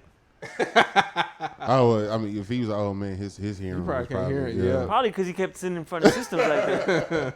You've been sitting in front of the system all these years, and now your hearing on with this shit. That's funny. Yeah, no, but it really does, man. I feel super exhausted after things like that. I don't get it, dude. I don't know. I feel that, man. So real quick question before we go into our segments. What is actually is gonna be a bit of a just different type conversation, man. Yeah. So you know, why is you a bitch? I don't know. So as I stated before, man, we do our research here on DFW Shed Sessions, man. You had a brief stint as a chef. Yeah, I wouldn't say chef. I cooked. Culinary. I've been cooking all my life though. But you're really into the culinary arts and making food and stuff like that. I right? was. Yeah. I was. Yeah. So I grew up cooking with my mom. Like that was the first thing that I before music I was cooking. Like we were selling food, bro. I mean, you see the ladies like, and tamales or whatever. Like, and those be the best tamales too, bro. That was us. I did that. Like I was slinging tamales, bro. Chingo, like it's funny because Chingo Bling is a Houston cat, right? Now he's a comedian, but he was doing music back then with like when all that stuff, and he had a song where he was talking about selling tamales like they were, like quarter pounds or whatever. Right. Like if it was like bricks or whatever, and he was always talking about he's slinging tamales out the back of his. Doing in the apartments that I used to stay in, they would come knock on your door. Yeah, that's what we were doing, bro. That's what I would do, like with my parents. So we'd go on Saturday mornings, Sunday mornings, drive around town and knock on the door. We'd probably make like 20 dozens or whatever, you know what I mean, and try to sell them out like $5 a piece, extra money for the family. But that's how I got into it. And before I was even making money in music, I was like, I need a job. I'm in Denton, right? Like I don't have, my parents don't have money like that. Like we're like, they don't have money. Like they're not sending me money. Once they helped me as much. Ain't as no they silver could. Spoon over here. Yeah, they helped me as much as they could, and I'm absolutely grateful. It's nothing to dog on. It's not a slight on them. That's just what it was. That was just the situation. So I was like, man, the first thing that I thought of was like, okay, I know how to cook. I can't see why I couldn't learn how to work in a kitchen. Yeah. That's when I started. I started like as a dishwasher, and then that's just what I did to make money. Yeah. Before like now I mean it's not like I'm loaded or nothing like not at the slightest, but I'm gigging. Gotcha. So I'm making money like that, like, and I don't care for money. Right. So I can live comfortably and not feel the need to like be bankrolling, you know what I mean? I feel that. Same here. Can you this is gonna sound racist, but I'm already offended. Can you make sopapillas? No, I could make them, but I don't know how to make them. Oh. Like if I give me a recipe, I'll make them for you. Oh, I don't know. That's So why. papillas are basically just like fried flour tortillas. Yeah. They So cut them in you can quarts experiment and make some. Yeah. Homemade. Yeah, I mean if you just make like flour tortilla dough and then you fry it. You cut it in quart, like make the flour tortilla and then you cut it in quart. You know what you could do? They sell these raw or like half cooked flour tortillas that you can buy at the store, and then just cut them in quarters and then fry them on a pan. Like put some oil. Sound like you already halfway there with cooking them, and She wants you to make her sopapillas. That's what she's getting at. She's taking the long way around. Really, the real thing is making that cinnamon sugar. Like Yeah. Sprinkle on top. It's easy, man. It's not that difficult. I can't wait till you bring some. Oh dang. So this gonna sound. I don't know how to make them. This gonna sound even more racist. Can you make ribs? No. That's No, definitely. That's bro. completely Barbecue is something that I've always wanted, but you need space, bro. You can't just be like, Yeah. I'm a Yeah. barbecue. You're in an apartment complex now, bro. You need Right. space for that. Oh, Yeah, yeah. you need a backyard. You need a backyard or something. Yeah. Yeah. So when you were doing when you were doing because I would see you like come to Deep Element, you would still have like you have your chef jacket on and stuff Yeah. like that. So what were you working? Were you going to school? Were you in school for that? Like what was? I never went to school for that. Oh, okay. No. Where were you? Where were you working at? Like what kitchen were you working in? I started like when I was in Denton. I started at the Sally Beauty. They have their main office is there, Okay. and they have a cafe in there. Oh, And dope. I got hired through. They hire a third party company Mm-hmm. to staff their kitchen, to staff that cafe. Got you. And I started there as a dishwasher, and then I went back to school. I Mhm. just did that for the summer to have some money, and I went back to school. And then I did my senior recital at school, and then I said I don't want to go back. I'm Yeah. done. And while I was there, I made a friend. His name's Dan. Shout out Dan, bro. I love you. Dan Malacker, bro. He was cooking. Really talented dude, bro. Yeah. Super hard worker. One of the fastest people I've worked with in the kitchen. Like I've been through some cool kitchens, Right. and I still hold him up. Like he's killing, bro. Okay. And I told him he would help me like clean up the area at the end, and I would help throughout the day with him too. Like if he needed help in the line, I would wash dishes for him or whatever he needed. So I told him, I was like, hey man, I'm not going back to school. I'm looking for a job. Or do y'all have anything open? And he's like, yeah, actually, like our grill cook just quit, and we're gonna put up an ad. But if you want to come in, I'll talk to Misty.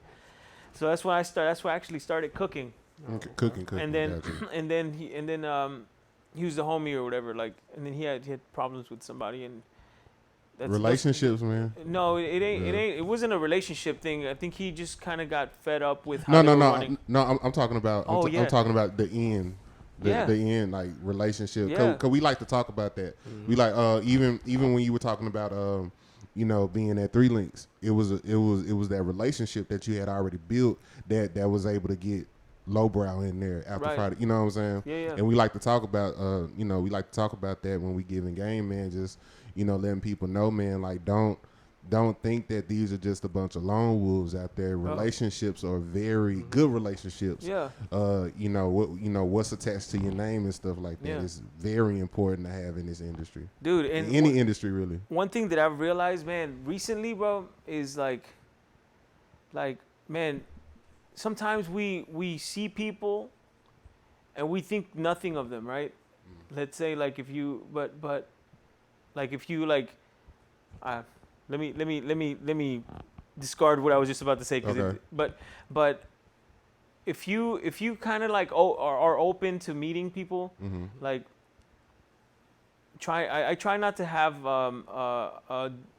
reading the book by its cover type of thing, right? Like try to think like, what's this person got to offer, or have an ego to where you feel above people, because sometimes that's how we function, bro. Like I'm the kind of person that if I let my ego come in Yeah. and like get the best of me, bro, I'm kind of a dick. Yeah. You know what I'm saying? That. I'm kind of like, and that's why I had to quit drinking, bro, because my ego was all over the place. First of all, I was dealing with emotional things, and I wasn't happy, and I've been dealing with some stuff from when I was like in Houston or whatever. Like, come out here, and it's always more of my parents or how I'm not helping them. Yeah. Right? They're great people, right? I love them, but it's that Mexican son guilt. I got you. And like looking you feel back, like you should have been doing more. Right, exactly, bro. Exactly. But that's an ego thing. Yeah. That's an ego problem, right? So I battle with that like a lot. And so I had moments where like I'll see somebody and I didn't think anything of them, or I thought like something or whatever, or I thought I was better than them or whatever. Yeah.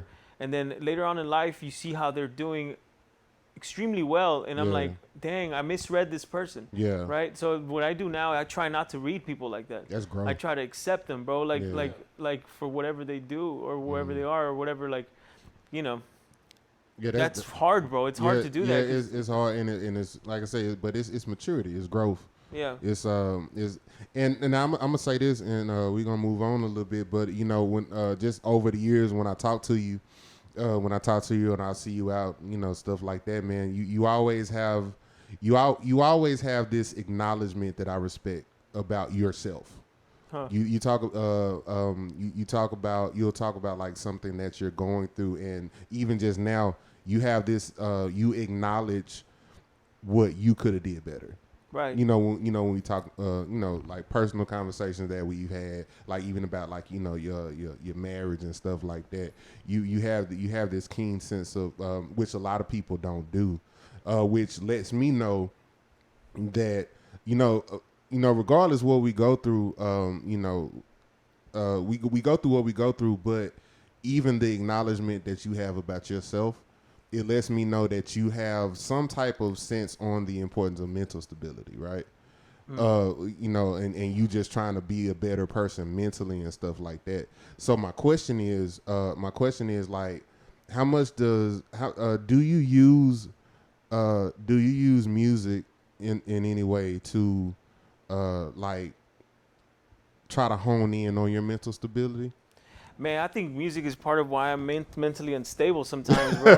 But it's like it all stems from the ego, dog. Like I think, man, I'm not versed on none of this. It's just kind of from like self-awareness and analysis or whatever. I think at some point music was what was kind of hurting me, but it wasn't music. It was how I was approaching it. Right. It's kind of how I saw it. And you still have, man. You're never gonna be perfect, right? You're always gonna have this moment where you're comparing yourself or whatever. Yeah. You know, and that's what was hard. But I was doing that a lot. Like it was a little too much, and it made me better. You know, and it quote unquote better. Like it made me focus on what I was doing, but it didn't mean that I was doing it for the right reasons, right? Gotcha. And so I don't do music. I try not to. I think that's to me is very sensitive because of how much I let myself get carried away ego wise. I'm trying to fix that, right? Like I'm trying to have more meaning behind what I try to do. You know what I'm saying? Like that's what I was saying when I said earlier. Like it's not just the song's not just in G, bro. You got to listen to what's going on, the character. Gotcha. And but if you have this ego of like, man, it's just this. Man, it's just that. I got you. You know what I'm saying? Yeah. Then you miss what's going on. It's not just this. It's not just that. Like you can say that when you know it really well, right? Like oh, that's just. But if you approach everything like that, when you're learning music or whatever, like you're gonna miss things. And that's something I'm working on. But what I do is, man, dude, running or like walking or like things like that helps me, man. Yeah. Like absolutely, bro. If you feel depressed, bro, go on a walk, dog. Yeah. Like like something. Yeah. My what I guess what kind of does it for me is I try to put myself in situations where I have to give I have to give gratitude, right? I'm a veteran. I'm a veteran, and every now and again I have to go to the VA. You know what I'm saying? For whatever reason I'm up there, and just seeing seeing some of those old vets that's in a wheelchair, amputated. Even when I was I worked at Brick Army Medical Center when I was stationed in San Antonio, and being in the hospital.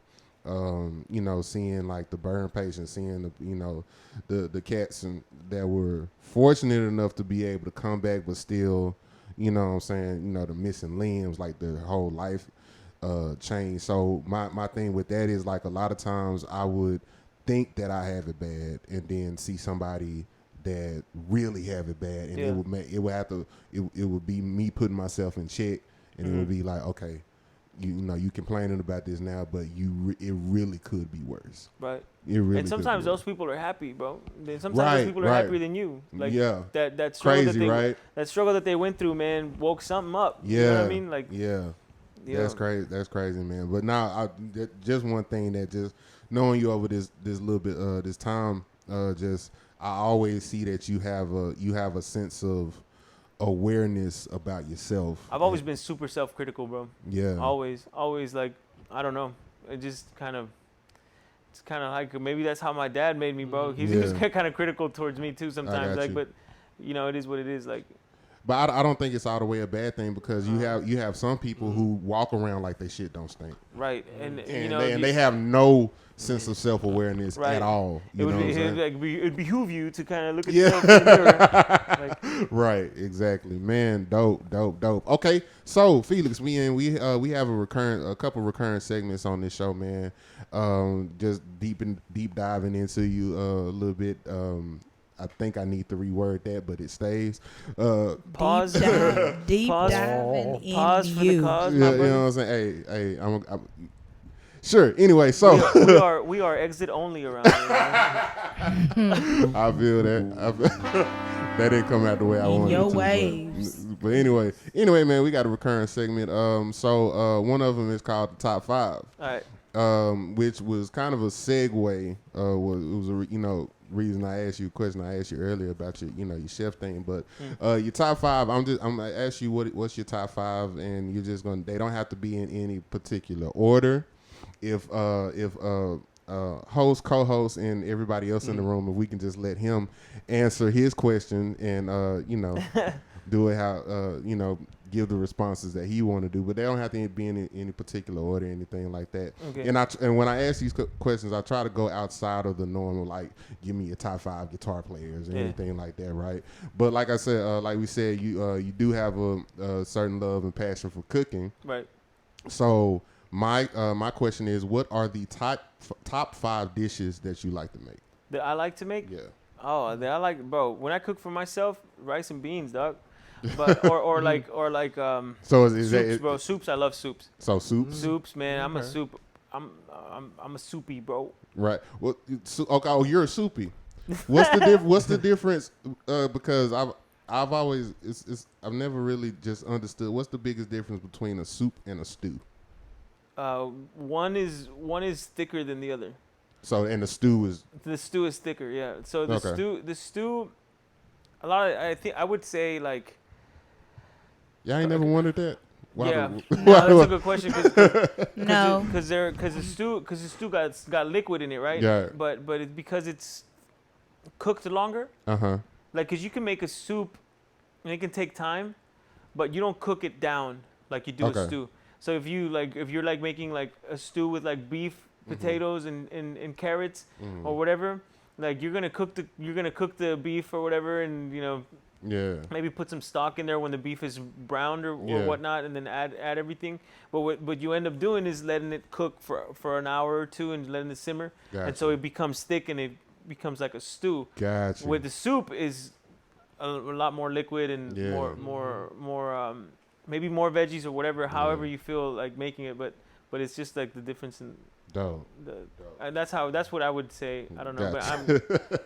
Got you. All right, so soups is one. Bro, I love soups, man. All right, what's another one you like to cook? I like another dish you like to cook. So I like to make this pasta when I cook for people. When I cook for so Eddie had proposed to his girl, right? Okay. And he's like, hey man, can you make something for everyone? I'm gonna have a little party. So I just threw together this pasta with like andouille sausage and like ground what was it? Andouille sausage and like Italian sausage. Yeah. And like cooked it up together and like made like and put like bell peppers and onions and stuff like that, and like, but I seasoned it kind of Cajun style and added cheese and like used the I don't know I forget what it's called, but it's like the pasta that looks like it comes out like that. Oh, okay. Oh, cavatappi. Huh? You talking about the spiral one? Yeah, the spiral one. Cavatappi. That. Yeah, what she said. Yeah, and so I like to make that kind of pasta where it's kind of like a lot of sauce and cheese and meats and but it's good, bro. Like that, it was okay. That was kind of. So that's 2. And then he said beans and rice. That's 3. Yeah, was beans and rice for one? Yeah, rice and beans, bro. That you can never go wrong with. Make some good rice and beans, bro. Yeah. Rice and beans. You put sugar in your beans. Rice I and do beans. not. You put sugar in your rice. I do if I'm making like rice pudding. I love making rice pudding. That's another one. Yeah. Rice pudding is killing, bro. I'm I sorry. love rice pudding. I was just watching Something About Mary earlier. All I thought about was, dude, rice and beans. You know what I'm talking about. Okay. Completely lost. You never seen Something About Mary? That was so left field. No, you know what I'm talking about, all right? I know. Oh, man. I have to watch it. I've seen it, but I don't remember. I don't remember that you part. don't got no witness. I got caught up in the moment. I'm sorry. You said rice and beans. No, but now I want to go watch it. I don't. I don't want to watch it. Yeah. Did you get that out your spirit? Yes, we good. We good. Okay, all I'm right. glad that happened. I'm gonna go ahead and move quicker because everybody looking like, brother, what are you talking about? You still got one more. I don't think I've ever seen Lou be as excited about. Y'all see something about Mary, rice and beans? That was you just had a moment. Yeah, That was hilarious. All right, Lou. All right, Felix, you got one more. Man, eggs and potatoes, dog. Eggs and potatoes, really? Some really well seasoned potatoes. Yeah. Yeah. So you like not a hash. So you're not really much of a meats person. I do. I like meats, bro, but I don't know. If I go out to eat, I'll get a burger. I love burgers, bro. Yeah. I don't like making burgers. I feel that. I don't like making burgers because I like to have my burger a certain way, bro, and it doesn't feel the same at the house. I got you. But you get a better burger at home if you have it right. Right. Because I don't have, at this moment in time, I don't have a bunch of cookware, right? Got you. So I kind of limit. I do what I can, whatever. Like, and I'm cool with that. I like it. Like, it's fine. I like to be minimalist right now. You know, that's why I'm in. That's how we say it. Yeah. That's my season. I'm in my minimalist. I'm in my minimalist season. You know what I'm saying? I like it. I like that. But as a chef. Yeah. I'm not a chef though. Okay. I would never. Okay. As a cook. Yes. Your steak. How do you like it? Medium. Oh man. Rare. Medium. Medium. Yeah. is the way to go. Yeah. If you're, man, bro, I'll give y'all some advice. If you go to a restaurant and you order medium and it's always coming back, like you always get in, you're like, this ain't medium. Yeah. Bro, order like medium rare. Medium rare. Yeah, cause sometimes what'll happen is like they'll have a bunch of orders and burgers are done real fast. Yeah. Right. So they'll cook it medium, and then they'll let it sit for a little bit, and while it's sitting, it keeps cooking. Yeah. So then when you get it, it's past medium. So, right. Gotcha. So if it's a cook that doesn't pay attention to like a lot of things, 'cause, I mean, you know, you don't every cook isn't the greatest cook, right? So sometimes they don't know how to manage time or don't know how to manage what's happening.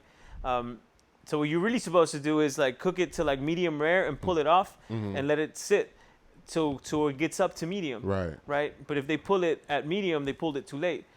Gotcha. You know, so if you order medium rare, come on, life hack. Right. So if you order medium rare, you're more than likely gonna get medium when you get it. Got you. Okay. You know what I'm saying? That's a good life hack. All right then. Well, so Felix, that was your top 5. Yeah. Man, another recurring segment we have on our podcast is called "Playing in the Wrong Key." Yeah, man. Now this is this is our version of what grinds your gears. What is that? Being an artist or anything, what is that pet peeve? What's playing in the wrong? Like for example, for me, playing in the wrong key is when somebody ask me about a gig, but don't send me basic details. You know, it's just that text. What are you doing on the 19th? Right. So but I think you've made comments like that before. Yeah. So what's playing in the wrong key to you? What's the pet peeve that you have?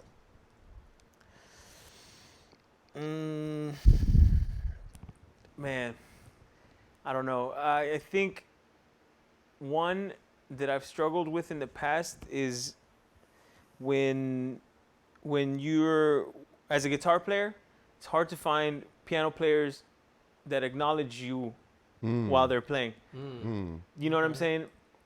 Because so why do you hate Lou? I don't have, no actually you're I really enjoy playing with him. I really enjoy playing with him. Yeah. You know, everybody's got a different character, right? Right. But there are piano players, bro, that the piano is octave wise and range wise is it's a very powerful instrument, right? It's literally a whole scale. It's yeah. Like you can go as low as you want and get in the bass. Yeah. You can go as high as you want and get in like the trumpet or whatever. Yeah. But guitar kind of lives in the middle, bro, because we have like the range of a cello, right? So we have some bass, we have some treble, we can, right? But also we only have 4 fingers, bro. Right. You know what I'm saying? Right, We're not, right, or unless you're like Steve Jordan and you're Yeah. playing like this tap stuff. But he's not hiring pianists like Right. that. You know what I'm saying? You, yeah. Or maybe he is, but Yeah. but sometimes, dude, like I hear a lot of pianists play very gospel-y on some things that aren't necessarily called for it. Like, Yeah. You know what I'm saying? Yeah. And So you talking about Lou again? Yeah. No, Somebody talking about Lou. Gotcha. no, it's just from situation to situation though. But Boy, like, I I'm tell talking you, about like boy. Go I'm ahead. talking about like I don't know. That's a pet peeve of mine when I'm like, hey man, respect that I'm playing harmony with you, bro. Yeah, Don't yeah, just yeah. change it up on me. Gotcha. Oh, You know what I'm saying? Like that bothers me. I got you. You know you what I'm said saying? respect that I'm playing harmony with you, Lou. Don't just switch it up Hey, on man. him. Hey, You know, man. like no, this you're killing, bro. Don't. I'm talking about other stuff. Like I know what they doing. It's okay. yeah, We here, but- we here. yeah. Of another hue. Go ahead. So that would be a pet peeve of mine. Let me see what else. Oh, you got more than one? Well, we only want one, but if you want to share, Oh, I thought it was like okay. No. I'm still on the Yeah. top 5. So top 5 pet peeves. that's Top 5 funny. pet peeves. With motherfucker. Sorry. I feel that. And another thing. Yeah. And another thing. Right. And another thing. And let me tell you this.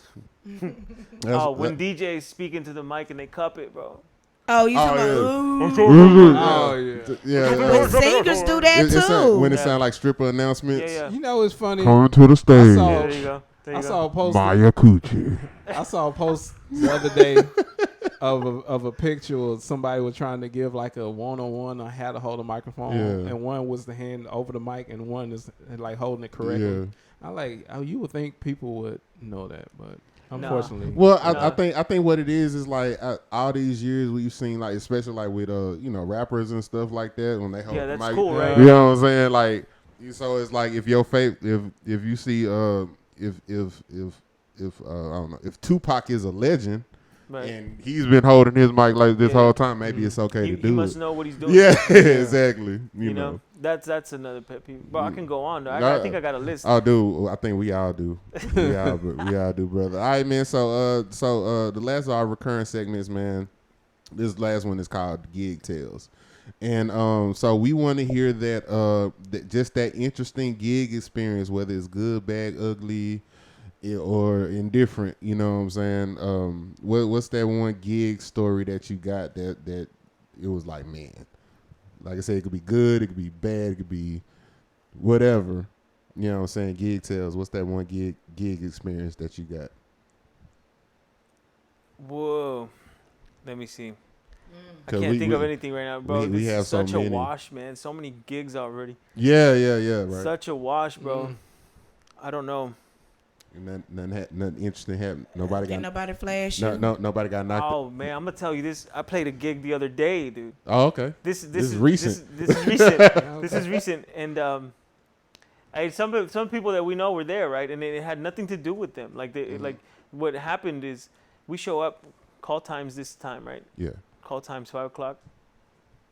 Sound check starts at 5:00, right? Well, so it's like instrument set at 5, Yeah. right? Call and then sound check starts, ends at 6. Okay. That's on the itinerary. Right. I show up at 5.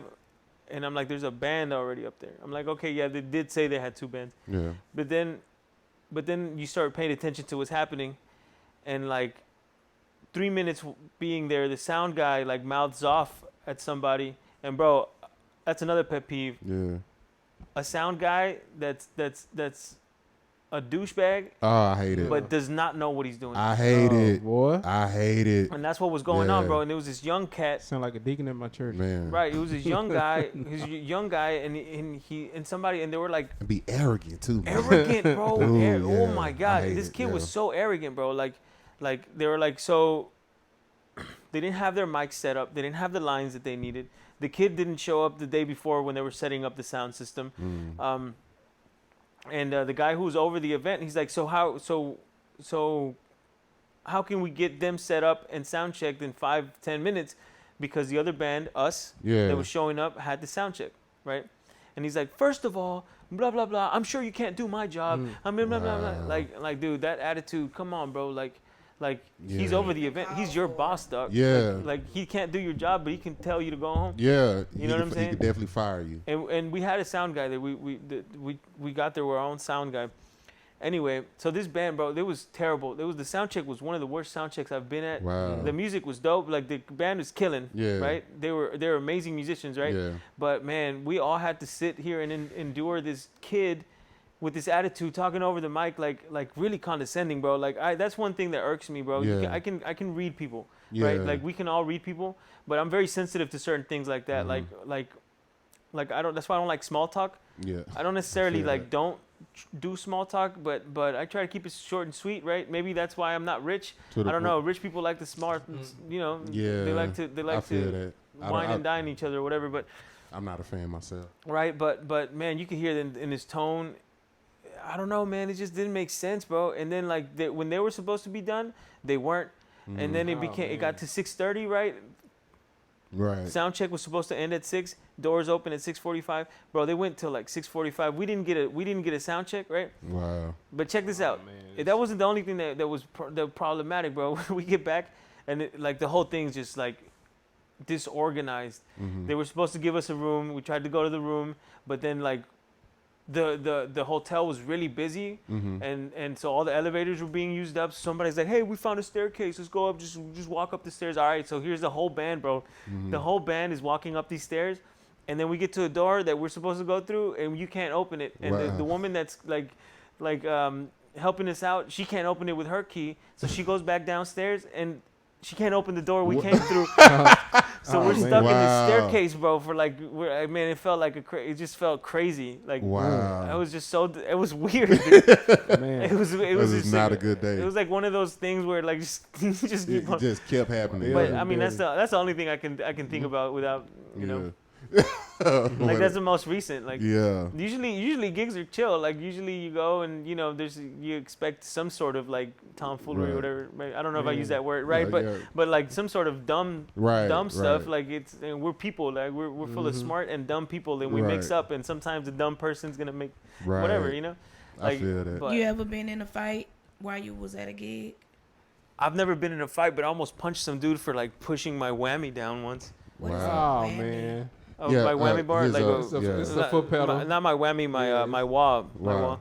Yeah, it was some bass player, dude, and he's just like he thought it was funny to just come up, bro. I got off that stage, I was like, bro, what? Oh, he was in the crowd. He was in the crowd. Oh, yeah. dude, the audacity. That was even worse. Like it's like, and I know he's a bass player. I know I don't know you well, but come on, bro. Like you have to understand, dog. Like you can't. Like, should know. He should know better than that. Right, man. right.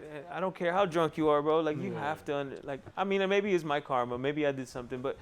Man, Like that self-awareness again. just anything that got to do with somebody being even remotely close to the stage that's not supposed to be there just irks me.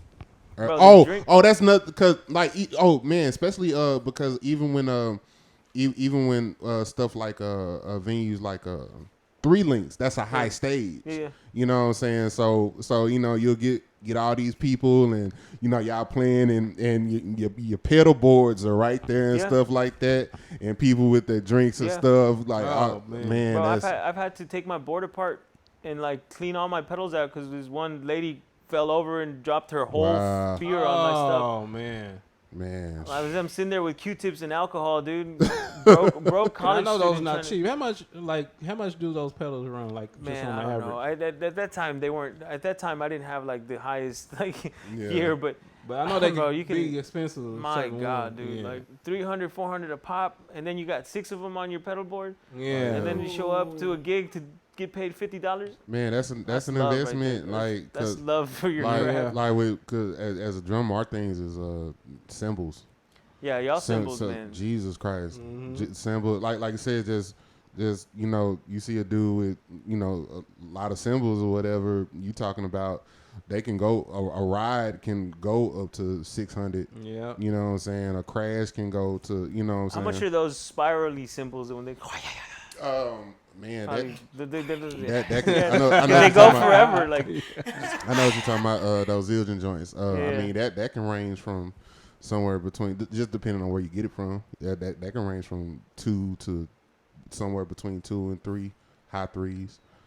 Something like that. I have a funny thing, man. So back in the day, my so-called drumming days, I remember we used to have these sheds, and this guy had brought a new Wuhan to the shed. That is 101. Never bring anything new to a shed because the other guys is Or a playing, jam session. or jam session. They're not going to have any respect Oh, of your stuff at all. he got cracked, didn't it? Yes. Oh my God. And, yeah, by the end of it, man, he was pissed too. I like, yeah, you don't ever bring nothing. Get insurance on it, man. Too Yeah. like Mm. get Talk insurance about it. on your Talk about stuff, it. bro. Warranty. Man, Talk about it. bro, I've had gear stolen and I didn't have insurance on it, Oh man. and I just had to start over again, dude. No, that's an important thing. Let's Jeez. let's tap into that real Renter's quick. insurance. Is Yeah, that- yeah, yeah. Who you get your insurance through? Me, I go to La Familia. I don't even know. Yeah. I've had some Good problems talk, with that, so I've had to like kind of fish I got you. around or whatever. I got you. Okay, but yeah, man, that's definitely an important nugget that we really ain't just tapped into on the show, man. Cats having the proper insurance, like making sure their gear is insured. Yeah, And, even if it's like the cheap Guitar Center insurance or whatever, Yeah. at least like Insurance, Is he- warranties, all of that. if he'd man. had insurance on that cymbal, I mean, he probably would have been annoyed, but Yeah. he didn't. You don't lose. you Pro don't- coverage. Yeah. That's what but renter's insurance though. Renter's insurance, I think that's a better situation, man, for you know what I'm saying, for making sure because even with pro coverage, it didn't cover everything that it should. That I think I think that Def probably should have been something, but pro coverage with guitars. Now it's been a minute since I worked there, so I don't know how long. They didn't cover for theft. Nope. Oh no. That's like No, the no. main thing. Def acts of God, car wreck. They didn't. Yeah, It didn't cover Those are that. like It the only- main. Those are like the main occurrences. It didn't cover that. It does cover if you like, break it or something. Yeah, if it breaks Yeah. or something like Yeah. that. But like I said, Def. That's why I said at least something like. But yeah, that's what I'm saying. His point is at least have something. Yeah. But I was just saying, I think renter's insurance though, because Yeah, it covers renter's that. insurance is the I think best.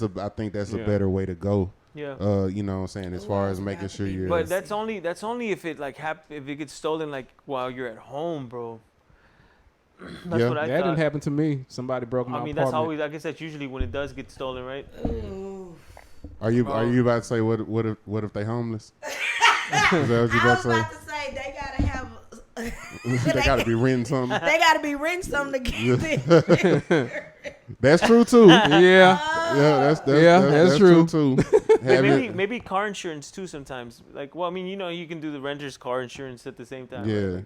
Oh, just in case Well, you something can go happens through while the you same plan. something happens while your insurance is in. I'm sorry. Something happens if your gear is in your car. And Right, something like they yeah, break into your car. or I got whatever. you. Yeah. Oh yeah, that is a thing. Yeah. Yeah. I got you. But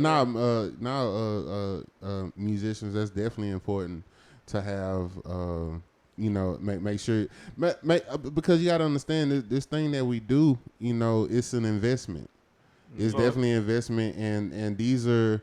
I have this saying when you pay over a certain amount, at this point, this is a life decision. Mm-hmm. At this point, Yep. so it's like, you know, when It's a you, money pit. yeah, when you getting into But the it's an investment, thousands, when you getting into the high hundreds and thousands and investing in your gear, yeah, man, you have to like even you know, me getting into photography now. You know what I'm saying? You know, I make sure, get quality cases. Make sure your stuff is insured, my cameras and lenses and stuff like that. 'Cause like I said, all that stuff, man, it will run you up. And the worst feeling, I remember a while back, my gear had got stolen. My gear got stolen, man, and just that feeling of having to start all the way over, Sucks, bro. dude, especially when you already invested and had quality gear in the first place, Yeah.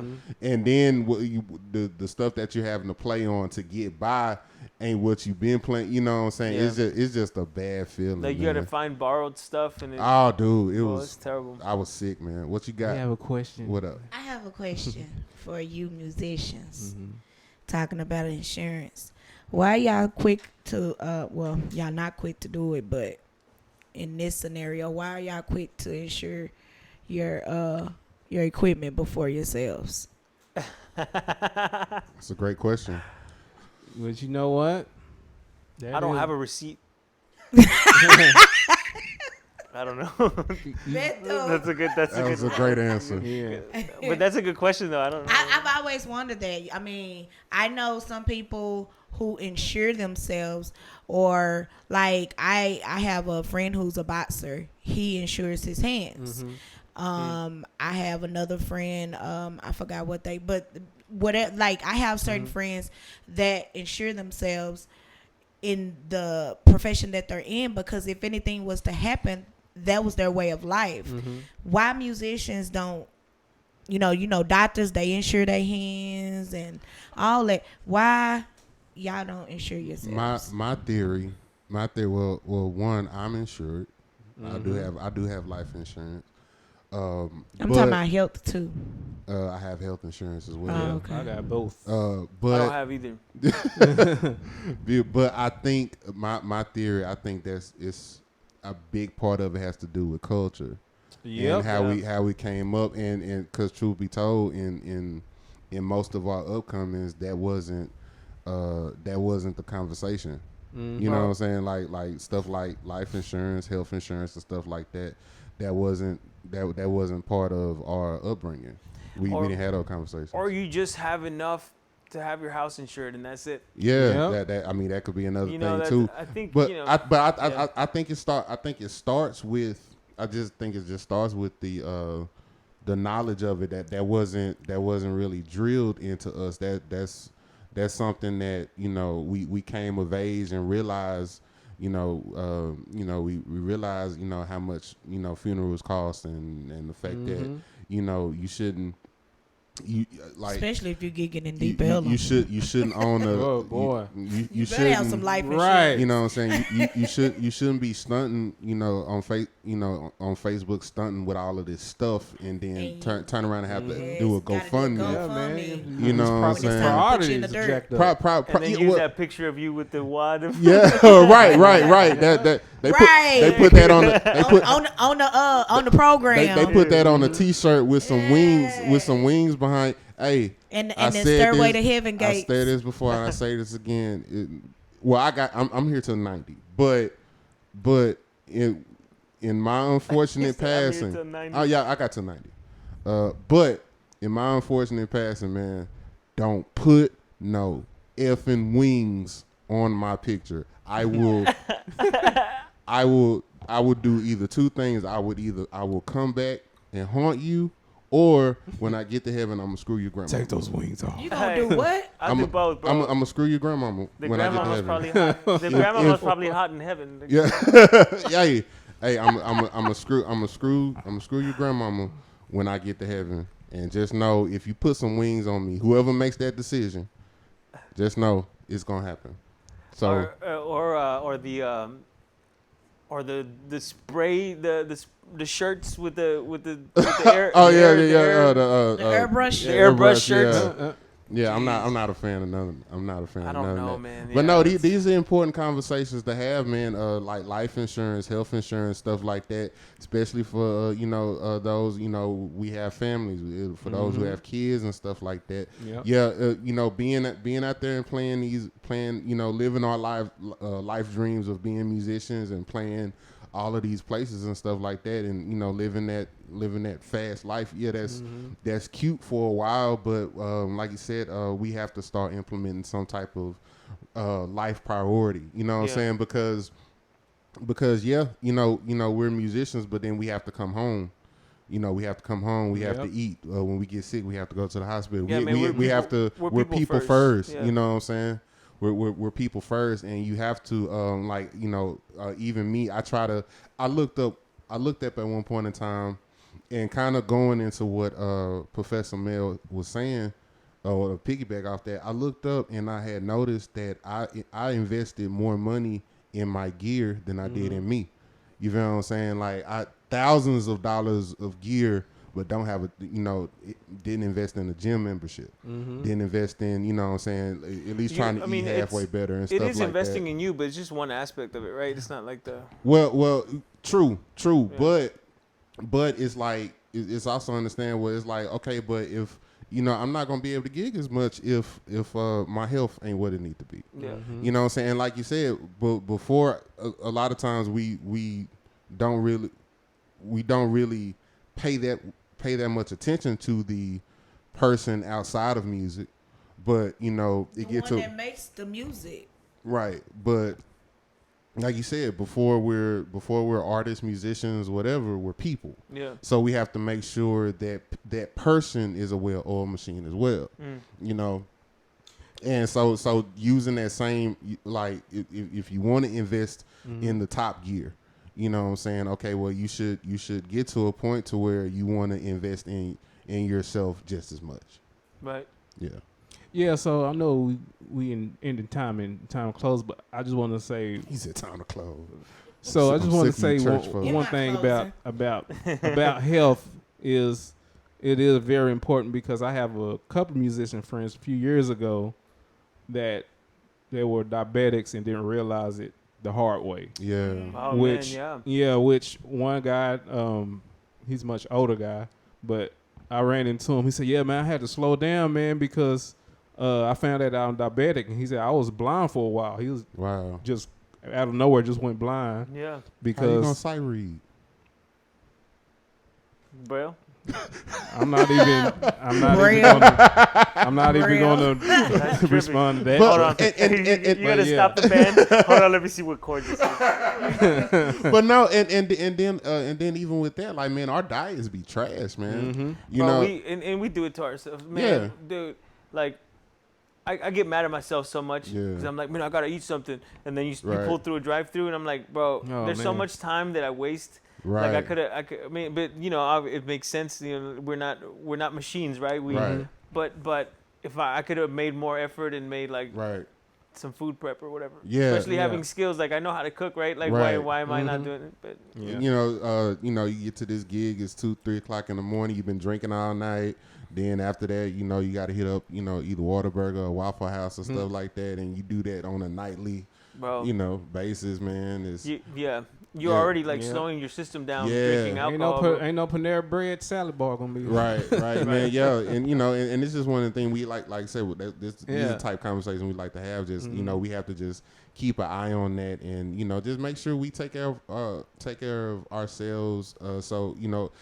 I think it's just one of the things where we have to look at longevity and whatever we do. We of course we're in a culture where we live in the now, but it's like it's a saying, if you take care of your body now, it'll take care of you later on, man. And I think that's just one of the things, like just so many we had so many situations, man, where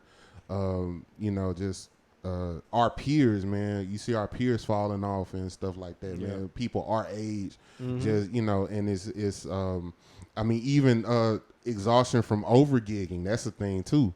you know, you on such a big grind. You're not taking the time to actually sit down, bro. Not and all money rest. is good money, bro. Man, it's okay to say no. Yeah. It's definitely okay to say no. It's okay. It's definitely okay to say, hey, not today.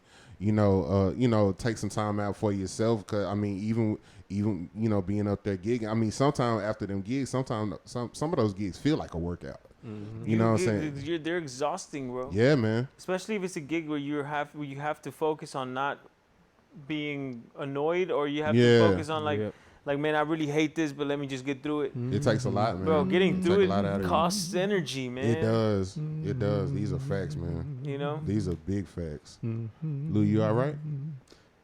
It is time. Jesus Christ. Man, it's been a great conversation. Man, we gonna end with this. Felix, we didn't tell you this, man. We didn't tell you this, but of course we invite you on here because we want to have a dope conversation with you, but also we invite our guests on here because we want to give you flowers. Not the real ones. We don't have real flowers. And we don't even have the fake ones. You look like what they But I'm like looking at that box.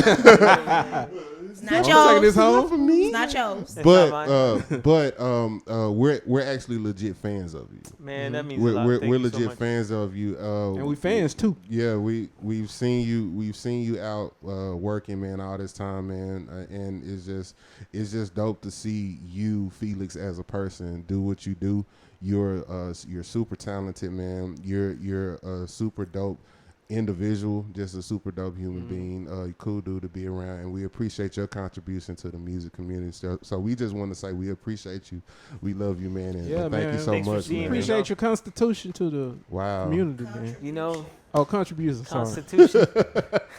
No, I appreciate that. I think you guys are dope too, man, and it's really cool that you guys are doing this, and it's cool that you guys are getting the community, bro. I think we get caught up in what's going on outside. Yeah. That we forget that we can do it too. Like all the industries in LA, all the industries this ain't New York, man. Yeah. Bro, you can do it. It's a lot here, man. It's a lot here, you know. Yeah, most definitely. Like I don't know. I think I appreciate it though, man. I think high compliments. Yeah. You know what I mean? I appreciate it very much. No problem, man. We appreciate you, man. So with that being said, man, Lou, what you got? Yes, sir. Well, I will say we are good and we are done, and good night. All right. And before we go, remember, it ain't gonna suck itself. That's a good one. God bless you. We'll talk to y'all later. Peace. Peace.